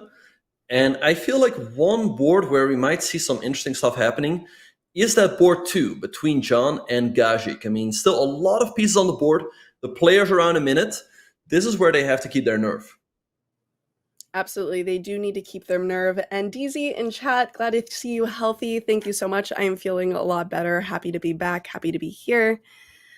I don't know. I think this could definitely be a draw on most boards, but perhaps SLU has the opportunity to take a little bit of an advantage here. Yeah, I definitely think so. So maybe we can jump into that board number 2 between John and Gajic, as the game is approximately even on the board. But now John seriously falling behind on the clock. He's down to 35 seconds against the minute and 12. And Victor, he's locked in. He's really switched on to blitz mode, bullet mode. He's playing quick moves quickly. But John has really paused to think, and that is definitely not in his favor. Yeah, it's definitely not in his favor. He has 19 seconds now, and he just needs to move, and you know he's feeling the pressure. He's seeing his clock, and he just doesn't want to blunder here, but these equal positions can go south very, very quickly. It looks like it already has. Yeah, definitely can. I mean, a3 can be taken here. Let's see if Gajic takes the pawn, and he does. Rook a1. All right, so Black having a massive opportunity here. He's got a big time advantage, an extra pawn. Victor might be feeling some pressure here, knowing that a win is expected here.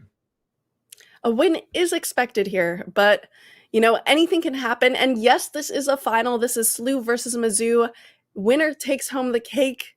Loser gets second place. So this is huge, a huge rivalry that we've seen go back and forth pretty much a lot of these seasons. I know every single person will be playing to the best of their ability. Absolutely. We see Victor taking another pawn, giving up the dark square bishop. So the dark squares around his king might now be a little bit weak. It's important, by the way, that white cannot take, is that bishop on d2 is hanging. But again, John down to 10 seconds. He goes rook a2. All feels very loose. It does feel very loose here, and you have to be careful too. But look at the time. The time has now evened completely. That could really help out Susquehanna here, because I don't know. He was down on time, and now it looks like both players could blunder. Yeah, okay, bishop e3. I like queen c3 here, simplifying the position a little bit, potentially picking up another pawn, and that's what he does. All right, so let's see. All right, yeah, I think Gajic is going to take this game. He's having a big advantage on the board and on the clock. Takes another pawn. Let's see, rook c2, queen b3. But the queens are still on the board. It's not over yet. Oh, apparently. Oh, that was a massive blunder. He just, oh my God. He hung a rook. And look at Victor. You see the shock in his eyes. He's like, oh no, what did I just do? And he has 5 seconds. He just needs to move as quick as possible. But wow, this game has turned around in less than a second. Wow, what a turnaround. Now it looks like John is going to take the win. Looks like it was going to be all Victor. It's not over yet, though. Maybe like rook b4, you still have that a-pawn that you can push down. And now it's 10 seconds to 7 seconds. You know, when you blunder, it's easy to just kind of have a moment of shock. But with so little time, that could not work in your favor. But I don't know. As you said, it's not over, but this has just completely turned. Yeah, all right. So John still needs to finish this off. But, I mean, it's just so much easier now to move with a queen against just a rook. So... yeah, there goes another pawn. I think he's going to get it done. I mean, what a massive shock for Victor that is. Yeah, and you can see he just does not look happy. Also, it seems that SLU has taken the first point on the first board, and it might look like Mizzou has a chance to get back that point here. Yeah, I think they will. So this is a huge turnaround. Again, if Gajic would not have blundered, we might have been looking at a 2-point lead for SLU, but now that's not going to be the case. Again, John still has to finish it off. This position, I mean, it's definitely not a fortress, but it's not that easy to win. Yeah, you still have to be a little bit careful, but with a lack of time, I don't know. It's going to be hard not to blunder that rook somehow, or maybe the knight. But these are very strong players, and they know how to create the complications. Also, we have another result. Tari versus Ohanian has drawn on the last board, so it's really just this game and then the game between Antipov and Kevlishvili that's left.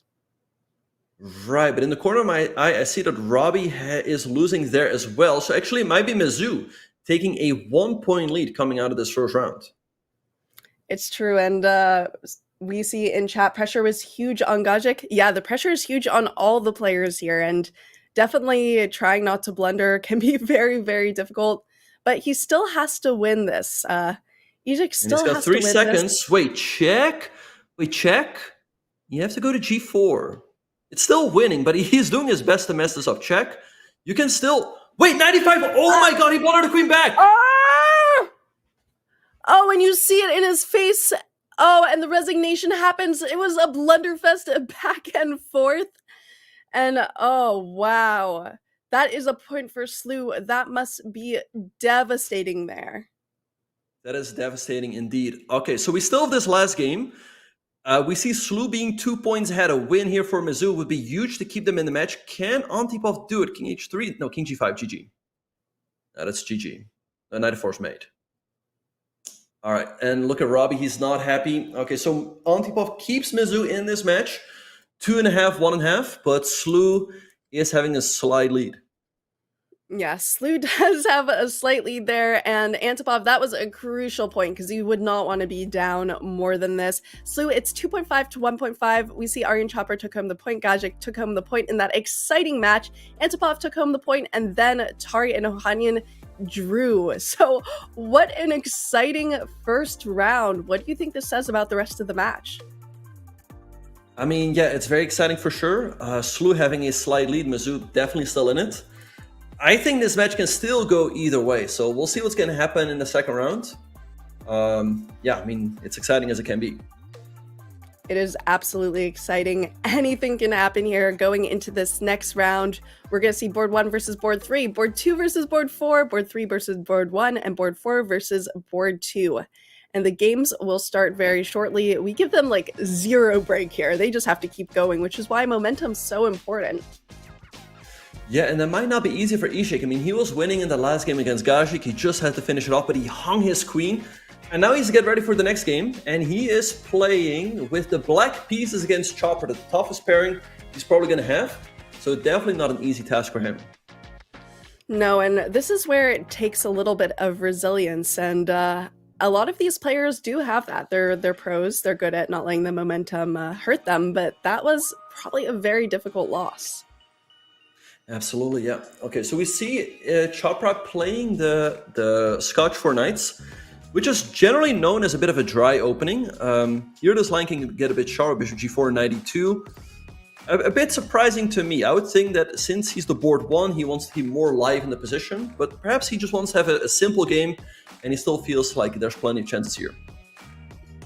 Absolutely. It still is anybody's match. It's only the difference of a point, so this round's going to be very important in determining what happens from here on out. We also see a Sicilian going in. I wonder if we're going to see a Najdorf or a Dragon, but that would be our board 3, the green board. Yeah, Kevlishvili plays the Najdorf. It's his usual opening, and Tari going for queen to d3. Bit of a sideline that has gained more traction lately, and Robby has paused the thing, which is not a good sign. Let's see what he's going to do. Tari, by the way, just coming off a very strong performance at the European Championship. I believe he finished in 6th place and qualified to the World Cup. So perhaps he still has some preparation up his sleeve. Absolutely. I think we should take a look at that board, Tari versus Kevlishvili, as we wait for the rest of the matches to heat up a bit. Yeah, so let's have a look at that game. We see that Tari, he started out with queen to d3, and now he switched back to a typical setup against the Dragon with bishop e3 and queen d2. Robby adopting what's kind of known as the Dragendorf setup with the knight on d7. Yeah, so let's go to that game between Tari and Kevlishvili. I think this one definitely has the potential to be interesting. So the Dragendorf and I have a long history. I played against Anna Maya over the board, and it is a very questionable opening. And if your opponents know what they're doing, you can get a very difficult position out of it. But it is also kind of unique. I remember the last game I played, I made a silent prayer. I was like, if I don't lose this horrible position that I have, I will never play the Dragendorf ever again. I didn't lose. I don't know how that happened, and I never played the Dragendorf ever again. Because the truth is, you just get some really crazy positions, which is fun for viewers, but he must have prepped this a lot to be willing to play it. Yeah, I mean, Aryan has definitely looked at this. I think Robby is freestyling a little bit, also with this h5 move, which makes sense, stopping this. We see c4 here by Aryan, and now Robby has a decision to make. He can go a5, being sure that it's very hard for white to break through on the queen side, but you are conceding that b5 square. Okay, if you don't go a5, then white might go a5 himself, breaking up the pawn structure. So let's see what he's going to do. Yeah, it's definitely a decision to make, and they're keeping a little bit even on time. You know, it's still the beginning of the game, but every second counts, especially as you get more down to the wire. Absolutely. So let's see what he's going to do. He goes castles. All right, so Tari probably going to castle here as well, either right now or in the foreseeable future. I feel like Tari should have a slight advantage. He has more space, but still a lot of play left in this position. Absolutely, and I guess you don't really have a chance to do any sort of queenside castle shenanigans because the attack would just come too quickly. So now perhaps we'll see anything a little bit slower. What would you predict? Yeah, I mean, again, it all depends on whether Robby goes a5 or not, and there we have it. So he's conceding the b5 square to Tari, but at least he can play for the c5 square himself. Now he will be looking to go knight d7 to c5, but this definitely carries some risk. I mean, knight c6 can also be an annoying move. Let's see what Tari is going to do. I mean, the computer thinks he's much better, but it might not be that easy over the board. Yeah, and he's definitely thinking, he's considering his options. It makes sense to move the knight into some sort of outpost, but he goes for b4. All right, that's a surprising decision. Robby just takes, and he can still follow up with knight d7 to c5 to blockade everything on the queen side. The pawn on a4 is also a bit of a target. So let's see. I feel like Robby is going to do this. Yes, you see, I know him. Yes, so for you guys who don't know, Ben was a former member of SLU. He was a former team captain of SLU, which is now what Robby is here. So they definitely know each other's play here, but we're going to get some interesting insights from that one. Yeah, no, for sure. Yeah, so let's see. Yeah, I've known Robby already for a very long time. Like, so let's see what is going to happen. All right, so 97 on the board by Robby. Maybe Tari is going to move the other rook over to b1 to put pressure here. But I feel like Robby can, let's say, just play knight c5, and whenever you take on b6, a4 is also going to hang. So I feel like Robby's doing quite fine now.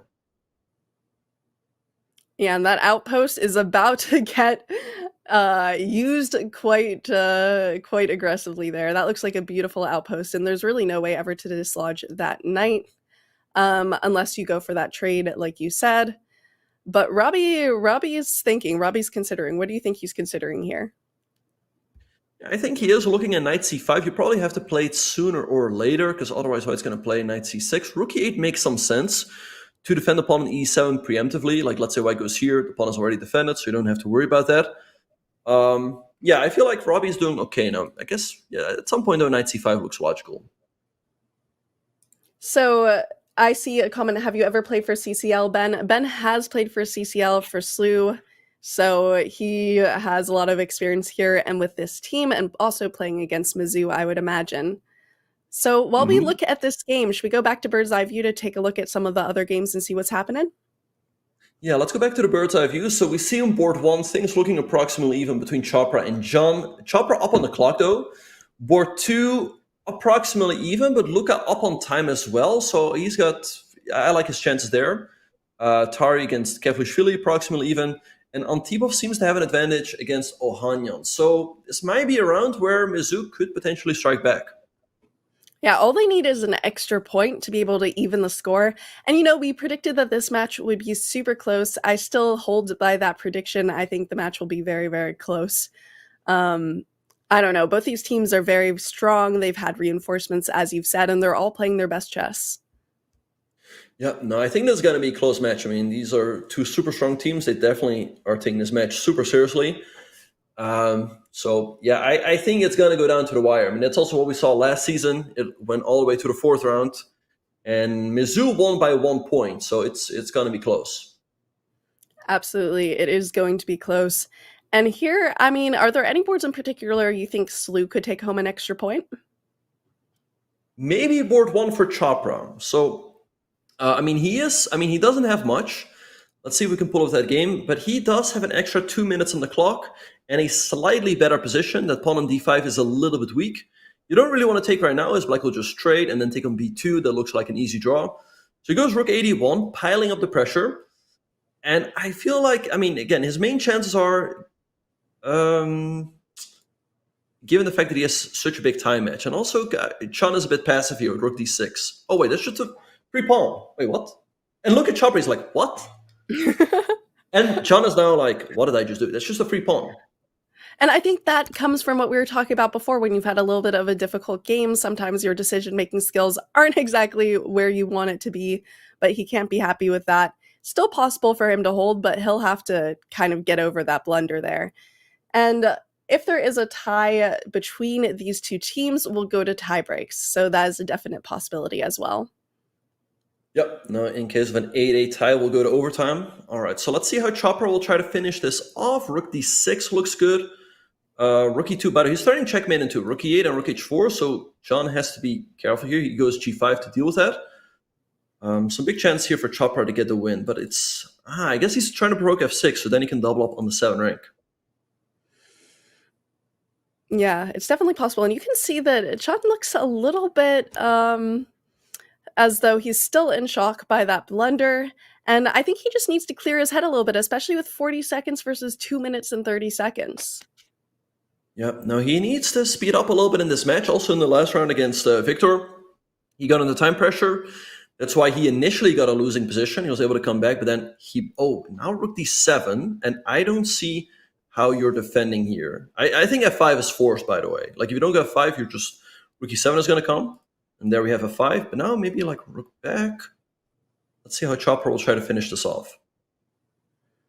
Could you not just double up the rooks with rook e7 right away? Yeah, but then there's still rook g6 to defend that pawn. Those are the idea behind f5. But Jules, let's perhaps go back to the bird's eye view. As I mean, Chopra is better here. There's a good chance to win, but he still needs to finish it off.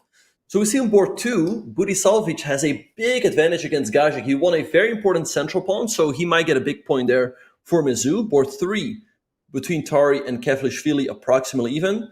And board 4, also very even. So, I mean, again, these two teams are so evenly matched. They're absolutely evenly matched. But I mean, look at also the time advantages on some of these clocks. It is not as drastic as we've seen in the past. I mean, they're playing quickly, they're playing well.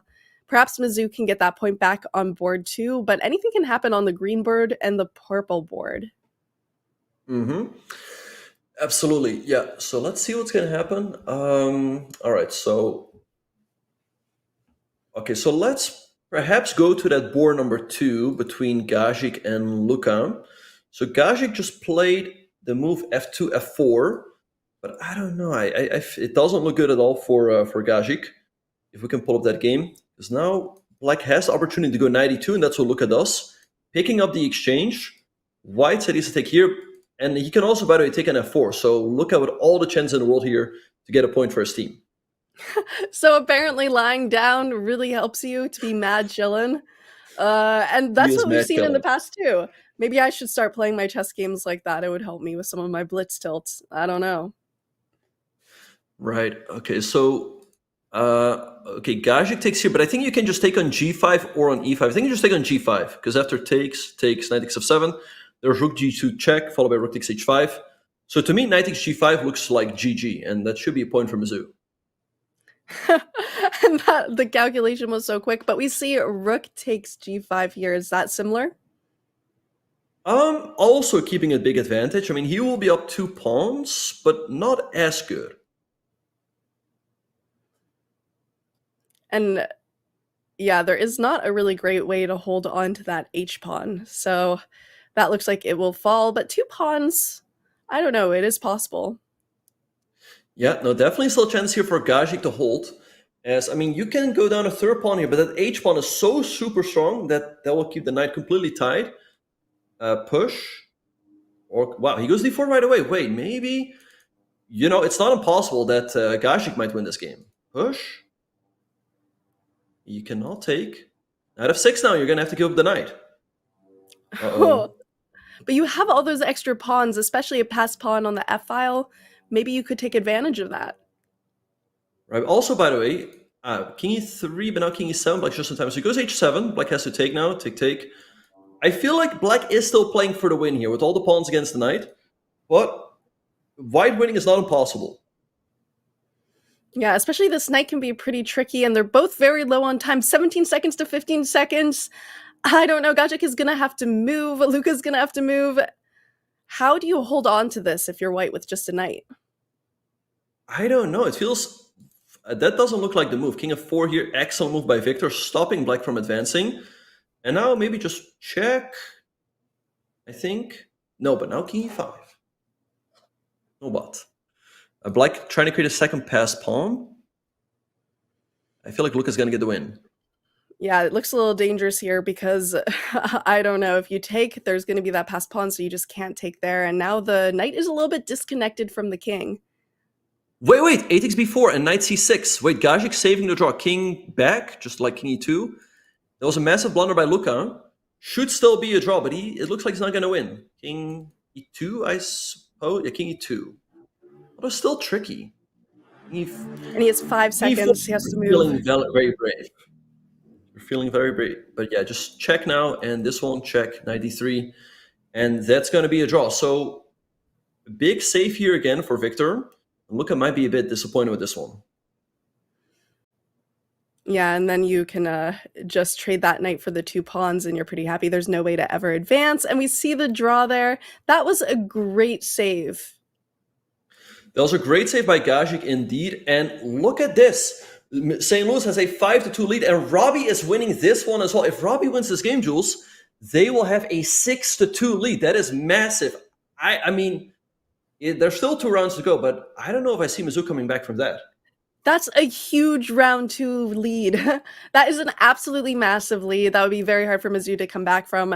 It would definitely be one of the first times we've seen someone come back from such a big lead. We've seen it before, but very, very rarely. And you can just see Aryan is not happy with this game. Absolutely not. Yeah, he's about to lose. And again, I mean, that's going to give SLU a massive lead. I mean, I told you about our match last year against Webster, where we won the first round 3-1, then another round 3-1, we had a 6-2 lead, and it was just over before we knew it. So I don't know if we'll see something similar here. I mean, again, we were expecting a close match, but it looks like St. Louis right now is running away with it. It's absolutely possible that the momentum could just be too much for Mizzou to carry, but we still have to see. This is only round 2, and this last round, or this third round, maybe last if they're not able to follow it up well, will be crucial. So we're going to see the scores very shortly here. As you can see, Aryan just does not look happy with this result. SLU taking home the massive lion's share of points this round. Absolutely. Yeah, they win this round with, let's pull it up. So 3.5, only half a point for Luca, who was in a winning position. So SLU winning by 3 points, having a 4-point lead. I don't know, Jules. I don't see Mizzou coming back. St. Louis only needs another 2.5 points in 2 rounds. Absolutely. It's possible they could even do this in the next round, but we will see. For now, by now, you know our sponsor, Susquehanna, is a quantitative trading firm that loves chess players. But did you know they were founded by a group of friends who enjoyed playing poker and studying the quantitative side of strategy games? Game theory and decision science are integral to the CCL sponsor Susquehanna's trading, education, and culture. Over the last 6 months, students from New York, Chicago, San Francisco, and Philadelphia have been competing for their seat at the final table, with the first place prize set at $10,000. The CCL is coming to an end, but next Saturday, you can head over to Susquehanna's YouTube page to watch their Susquehanna Showdown final table, with commentating by Maria Ho and a Susquehanna trader. Tune in April 5th starting at 2 p.m. EST. !Showdown to learn more. Well, I know there are a lot of chess players who love poker. It'll be very interesting to see. And, you know, also, we're going to see some interesting stuff coming into this third round here. Will Mizzou be able to come back? I think not. I mean, I think a 6-2 lead is too much. But here we have the pairings for round number 3. We see the board 1s playing the board 2s and board 3s playing the board 4s. Mizzou definitely will be looking to strike on those top 2 boards where they will have the white pieces. I think, Jules, they're definitely going to have to be taking a lot more risk. I mean, every draw is going to help St. Louis get closer to match victory. So Mizzou is definitely going to be looking to strike back here. Absolutely. And they've looked at the score. They know this is absolutely crucial. So either we're going to see kind of a change in players where they start just really bringing their A game, or we're going to see a SLU victory, maybe even in this round. Yeah, who knows? All right, so we see here Antipov against Chopra. Then we have Tari against Gaji, Kevlishvili against Budisalvic, and Ohanyan against John. So, of course, it would be great for Mizzou if they sweep this round. They tie up the score going into the final round. But I'd say even if they win by 3 or 2 points, that would be good for them, because then they give themselves a chance to go into the final round. I mean, if they win this round by a point, I think it's still not going to be enough. So they're going to need here with a big score. Absolutely. And WW Wolfie, thank you for gifting subs to GM Benjamin Bach. Appreciate you. And the games are off to a start. Yeah, big shout out to Wolfie. Thank you so much for the gifted subs. Wolfie actually is a SLU alum. Like, he was also a student at SLU many, many years ago. So I'm sure he is rooting for his alma mater, and he must be happy seeing that SLU is ahead. Do we have any Mizzou believers in chat here? I did bet my channel points on Mizzou, but there's still a chance that they could come back here. I don't know, but it's looking a little bit rough. That was a difficult second round for Mizzou, and we're going to see how they bring their game here. This is an interesting line we're seeing in the brown board. Mm-hmm. Yeah, so we see on the first board between Antipov and Chopra. I'm a little bit surprised. Chopra playing a very provocative opening. And also on board 2, by the way, both Gajic and Chopra are playing the Philidor. They're ahead by 4 points in the match, and they're playing a risky opening themselves. I'm not sure. Well, I know the answer. Coach Jacobian, he's not happy with this. He's like, what is this opening? But anyway, then on board 3, we see Robby having a slight advantage with the white pieces. I'm sure VAR is happy with that. And Ohanyan against John. Wait, 94 is not the move there on board 4. Perhaps we can pull up that one real quick. Yeah, we can definitely take a look there. And the Philidor, that's an opening pretty much as old as time. That opening's probably from the 1800s or something, but we still see it played every now and then. And this purple board, yeah, there's definitely some action happening that we should take a closer look at there.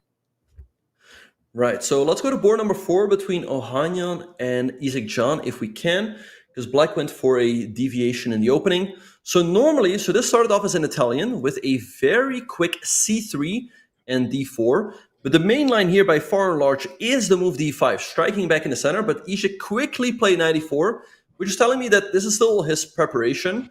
It's a bit dubious, but this leads to a very sharp play. I guess White has to go like bishop d5. Black sacrifices a piece, then takes here. And objectively, it might not be correct, but if you don't know how to refute it with White, it might not be that easy in a blitz game. And honestly, I love this for Isaac Khan because after 2 kind of tough rounds, he needs a position where he can have a little bit of fun as well.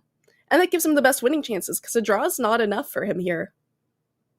Yeah, but now he has paused the thing as well, which is a very bad sign. I mean, he went into this risky line, and if you go into a risky line, at least you have to know the theory. But if he doesn't know the theory, his position might just be bad. So let's see what he's going to do. I mean, again, every half a point is going to bring SLU closer to that victory. So Mizzou cannot allow any slip-ups anymore. But a quick note, Wolfie in the chat is saying that he graduated from SLU with a Bachelor in Science in Biology in 1987. Wow, that's many years ago. Yeah, and I graduated about a year ago now, maybe a little bit more than a year ago now too, so I did not have a bachelor's in science, though. I was not a science major. I guess unless political science counts, which I don't think many people count political science. But if we have any believers in the chat, there are any ex-poli-sci grads, let me know. But yeah, here it looks like perhaps he maybe didn't even prep this. Maybe he was just having a little bit of fun with the opening. Perhaps, yeah. We also have Shelov Oberoi. He's a SLU alternate. In the chat is saying he thinks he just played the opening too fast. I mean, that's very much possible because 94 was not the move. Usually you play d5 first and only on the move after that you play 94. So maybe he just blitzed it out. His position does not look good. I mean, f5 is defending the knight. And now his king can never castle. So Ohanyan here having big chances to get a big point for SLU. Absolutely. And John's looking a little bit confused here, but he just needs to have a little fun with the position. And this position doesn't look like a lot of fun. So maybe it didn't accomplish what he was hoping there. Yeah, so we'll see how this one plays out. But Jules, we have to go back to the bird's eye view.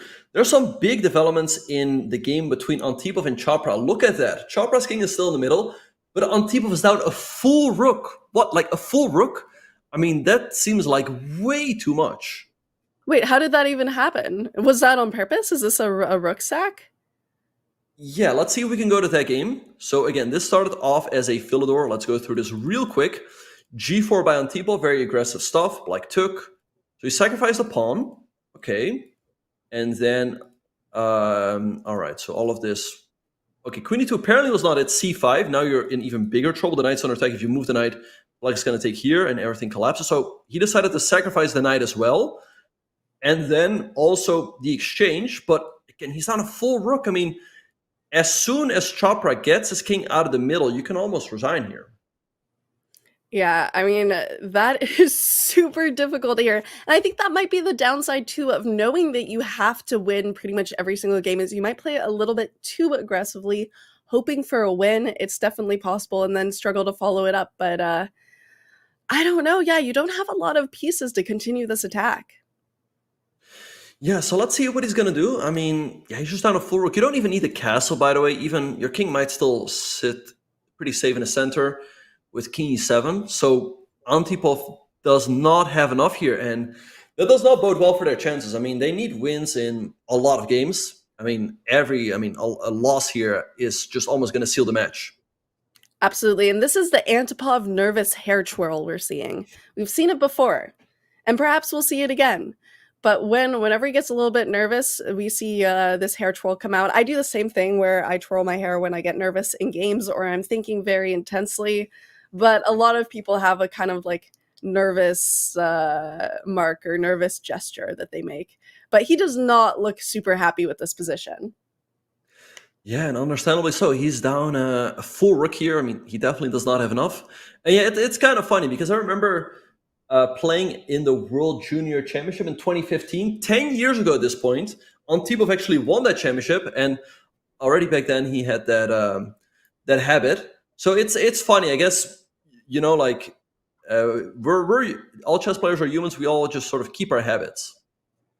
Yeah, we definitely keep our habits no matter what. And you see some funny ones at the board. Some of them are like tapping or walking around or pacing. But whatever helps you think is usually, as long as it doesn't distract your opponent, not that bad.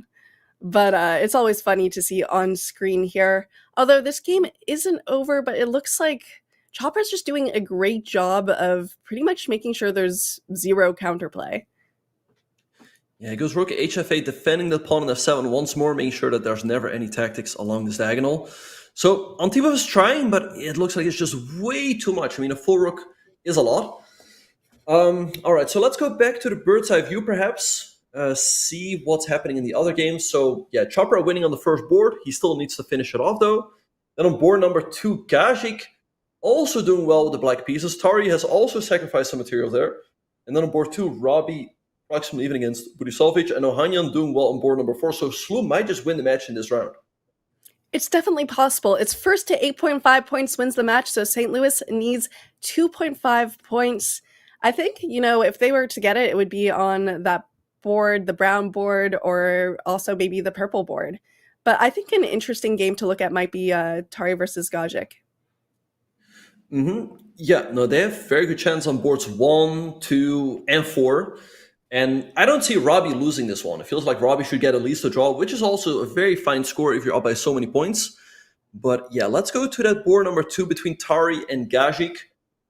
Tari has also sacrificed some material here, but not as much as Antipov. He's only down a pawn, but he might lose a second one as well. It also feels like he's running a little bit out of steam here. Yeah, I don't know. When you sacrifice pieces, you need to find a follow-up, and maybe this is what we were talking about when we say that when you know you have to win, sometimes it can be a little bit tough with the sacrifices or with what you allow. But this game is not over yet. Yeah, I think it's a common mistake that you're in a must-win situation and you play over aggressively. I think a good strategy, generally speaking, is to, obviously play for the win, but to do so is just by keeping the tension, keeping pieces on the board, not going all out too early. Just, like I said, keeping the tension, keeping play, and it might be a long game, but you don't need to checkmate your opponent to win. If you win an endgame, that also works. And for my evil readers out there, when I look at an eval where someone sacrificed a piece and it's a bit even, that's kind of a red flag because often it means they have like 1 or 2 moves where they can save the position or hold on or have some sort of perpet in the future, but it's usually hard to find. In practice, you know, when you sacrifice a piece and you're trying to hold on to an equal eval, that is very difficult. Yeah, no, it's always difficult when you're being attacked and you have to walk a very tight rope to maintain the balance. All right, so we'll see how all of this plays out. Both players are on a minute. Tari takes that pawn. Let's see what Gajik is going to do. Maybe like queen d7, trying to go for like some queen d2 stuff. It feels like there should be something here for black. There definitely could be something here for black, and maybe just holding on to the extra exchange they have there. And also, you know, the king is a little bit vulnerable there on c1. I mean, I don't know. The king on f8 doesn't look incredibly vulnerable.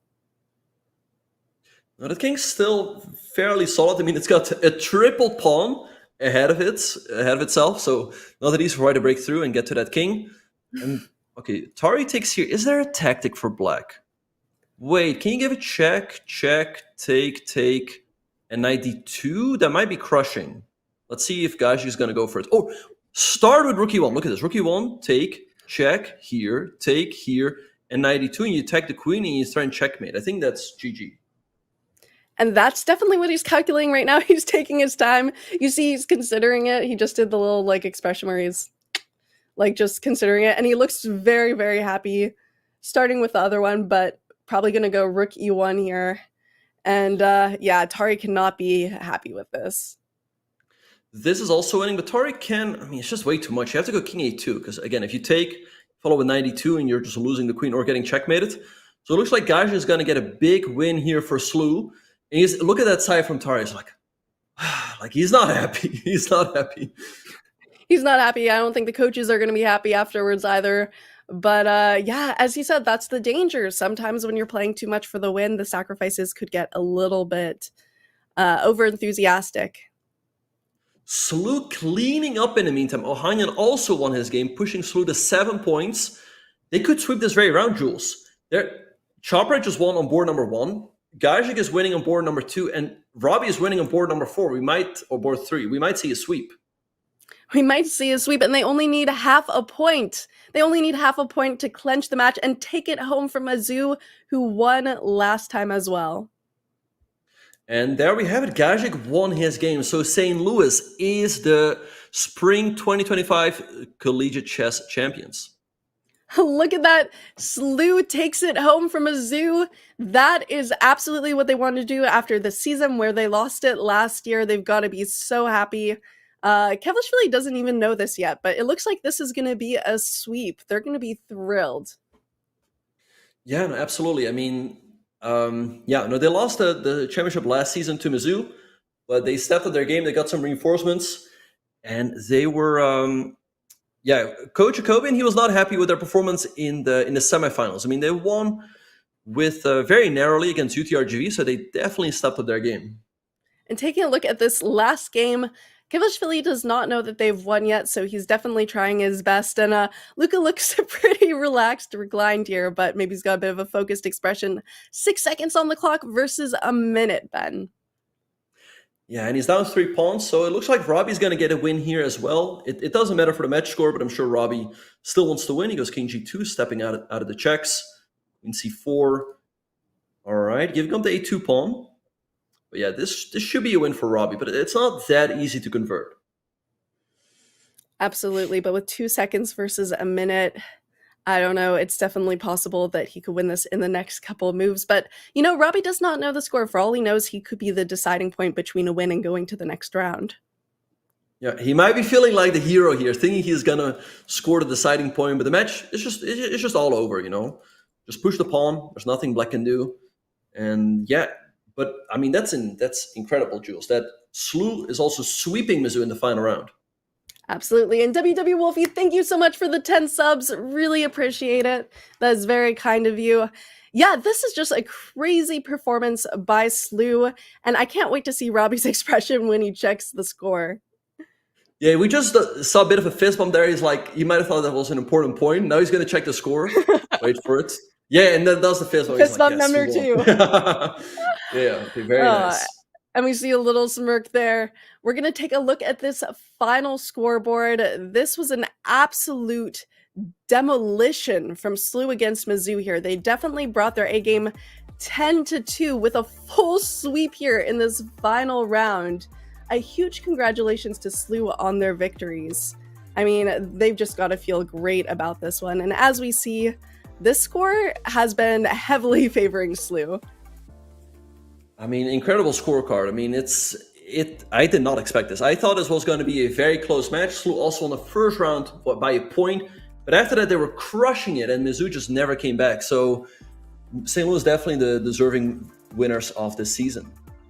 Absolutely, and a huge congratulations to SLU on their victory. They just won a $5,000 prize. We're going to talk with the team captain, Robby Kevlishvili, very shortly. So put any questions you have for him in chat and stick with us. We'll have our interview and be back shortly.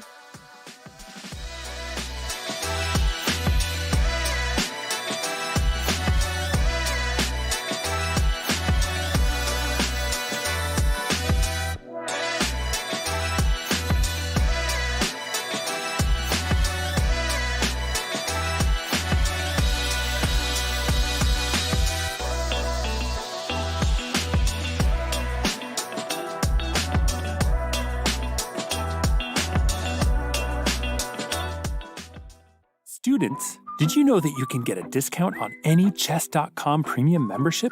If you're enrolled in a college, university, or high school in a participating country, you can get 50% off any yearly or monthly premium plan, diamond, platinum, or gold.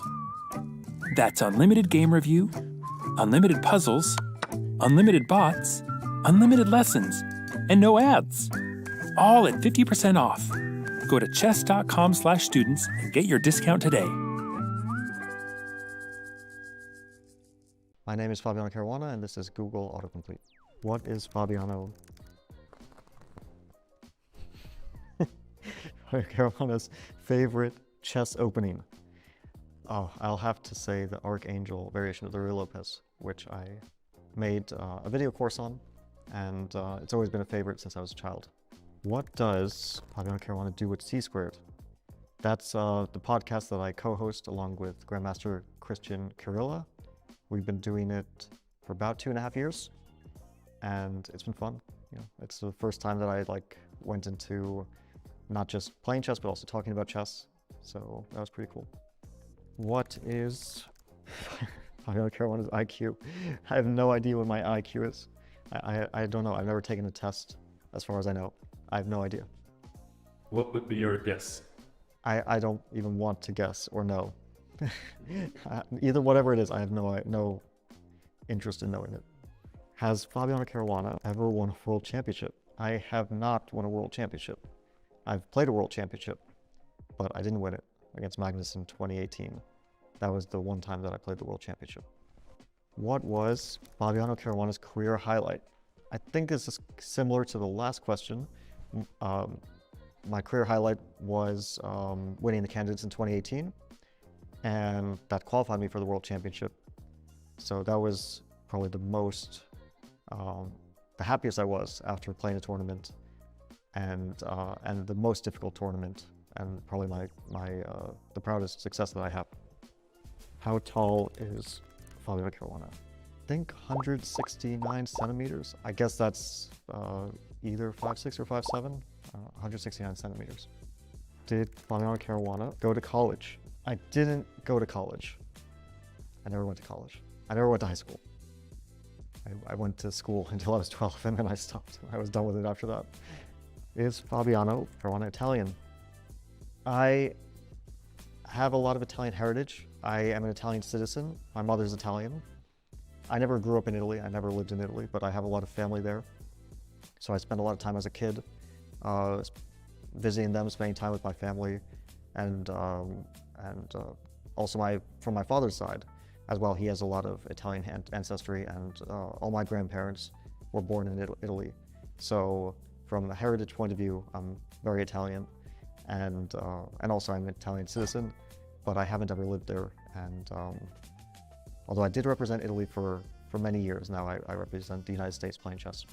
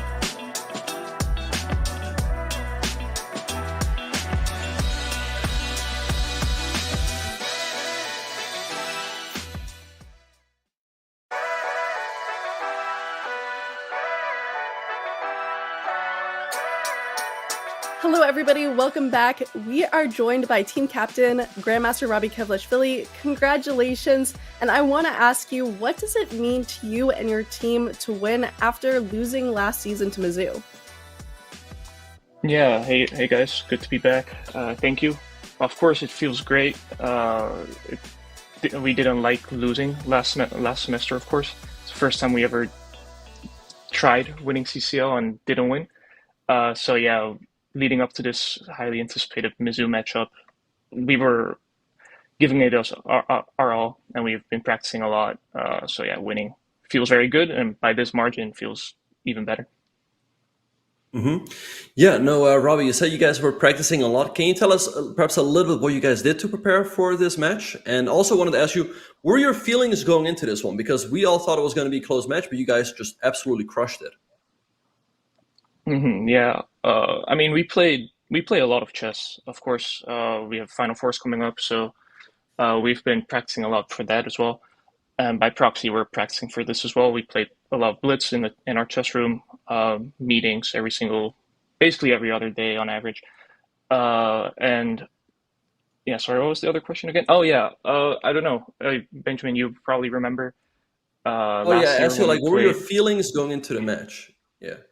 Yeah, of course, I was very, very nervous because Mizzou is very strong and all their players are in good shape. I mean, Aryan doing very well at the European individual, Antipov doing very well at the American Cup Blitz.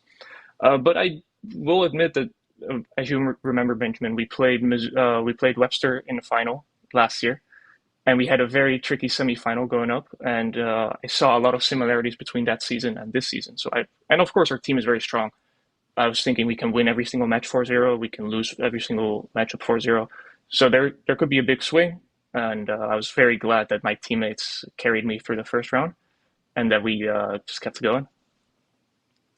Absolutely. And here is a question from chat DZ89. What are your plans for your chess career? For my chess career? Well, I'm obviously graduating. So this is my last CCL. So it feels good to end it up on a good note. But for me, I mean, you never really quit chess, right? So I'll be playing some chess. And I'll probably stay in St. Louis, work with the chess club, or, kind of venture out on my own. We'll see. It's a bit up in the air right now, but, I'm sure there will be some chess in the future for me as well. Mm-hmm. Yeah, and what does it mean to you to finish off your last season with another Collegiate Chess League Championship? And what does it do for your guys' mood going into the Final Four next week? Yeah, of course. Feels great. I also feel like in your last semester as the captain, you kind of have to win CCL because otherwise you would have that over me forever. So it feels good to also win in my last semester. Also, I think I've won it now 5 times. That must be some sort of record. So I guess that must be nice. And yeah, for Final Four, this is completely different, but it feels nice to win. We'll probably give it a good boost to morale, and hopefully we can keep it going for next week in the Final Four. So also next week's President Cup broadcast, which will be on the CCL Twitch channel. Do you think your team is the favorite to win it? I think all 4 teams are very closely matched rating-wise. I mean, it's only 3 rounds, so it's very much a toss-up, but I have full faith in our team. We have been practicing a lot. So yeah, we'll see. I think we'll have a good chance. Mm-hmm. And I was just wondering, Robby, what will you guys do to celebrate? Perhaps any good food? Well, I think today I will meet some good friends of mine and we'll get some sushi. And for tomorrow with the team, you know what the deal is with VAR, with Coach Jacobian. We always get rewarded with pizza. So I'm sure there will be a big pizza party tomorrow. Well, that sounds like it's going to be very, very fun. Here's a question from Jim Guar. What made you go to SLU versus the other college chess teams in America? Well, I mean, I can rave on about how great the scholarship at SLU is. I think that goes without saying, but also I was very lucky to have Benjamin, actually, also from the Netherlands, and joining SLU a year before me. So that was my easiest reference, I would say. And yeah, don't regret it. Would recommend everybody, if you're of college age, strong chess player, try getting into SLU. It's very competitive. But we have one slot because I'm leaving. So yeah, would urge everybody to do the same thing. Mm-hmm. Yeah, you've certainly been a great asset to the SLU team. I mean, you've been a part of many championships. I had one final question for you, Robby. What is on your shirt? It says "Let's go." What does it say? Yeah. This shirt is it's a St. Patrick's Day shirt. So I was wearing this during St. Patrick's Day, and it says "Let's go" with all the Irish stuff. But also, that's definitely what you guys did today. Exactly. Yeah, I think it fits the occasion, and I had a feeling that at some point, if it was a very close match, I could lift my shirt up. But I guess in any way, the audience got to see it, so that's good. Yeah, I suppose that's not against any rules, so might as well bring out all the advantages. But congratulations again on the victory. Best of luck for the following tournaments, and I hope you had a fun time playing. Congratulations. I hope you enjoy your time celebrating with your team. Thanks, guys. Take care. Well, that was absolutely amazing. We got our final match in just an absolute demolition by SLU Ben. I don't know. Do you have any good final thoughts for this season? Yeah, I mean, it was quite a shocker to me. I mean, I thought, again, we were lining up for an exciting final. It was going to come down to the wire, but that wasn't the case. SLU absolutely crushed. They won with a final score of 10-2. I think nobody expected it.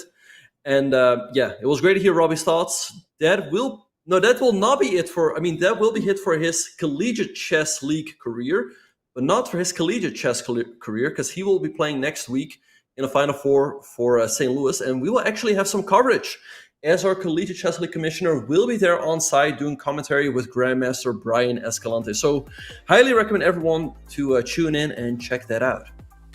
Absolutely. That will be fun. Definitely not something to miss. This has been an amazing CCL season. Very honored to be commentating with you, Ben. It's just been an absolute pleasure. And thank you for everyone watching who's been enjoying throughout the weeks. My name is Jules. This is my amazing co-commentator, GM Benjamin Bach. Thank you, and we will see you for future CCLs.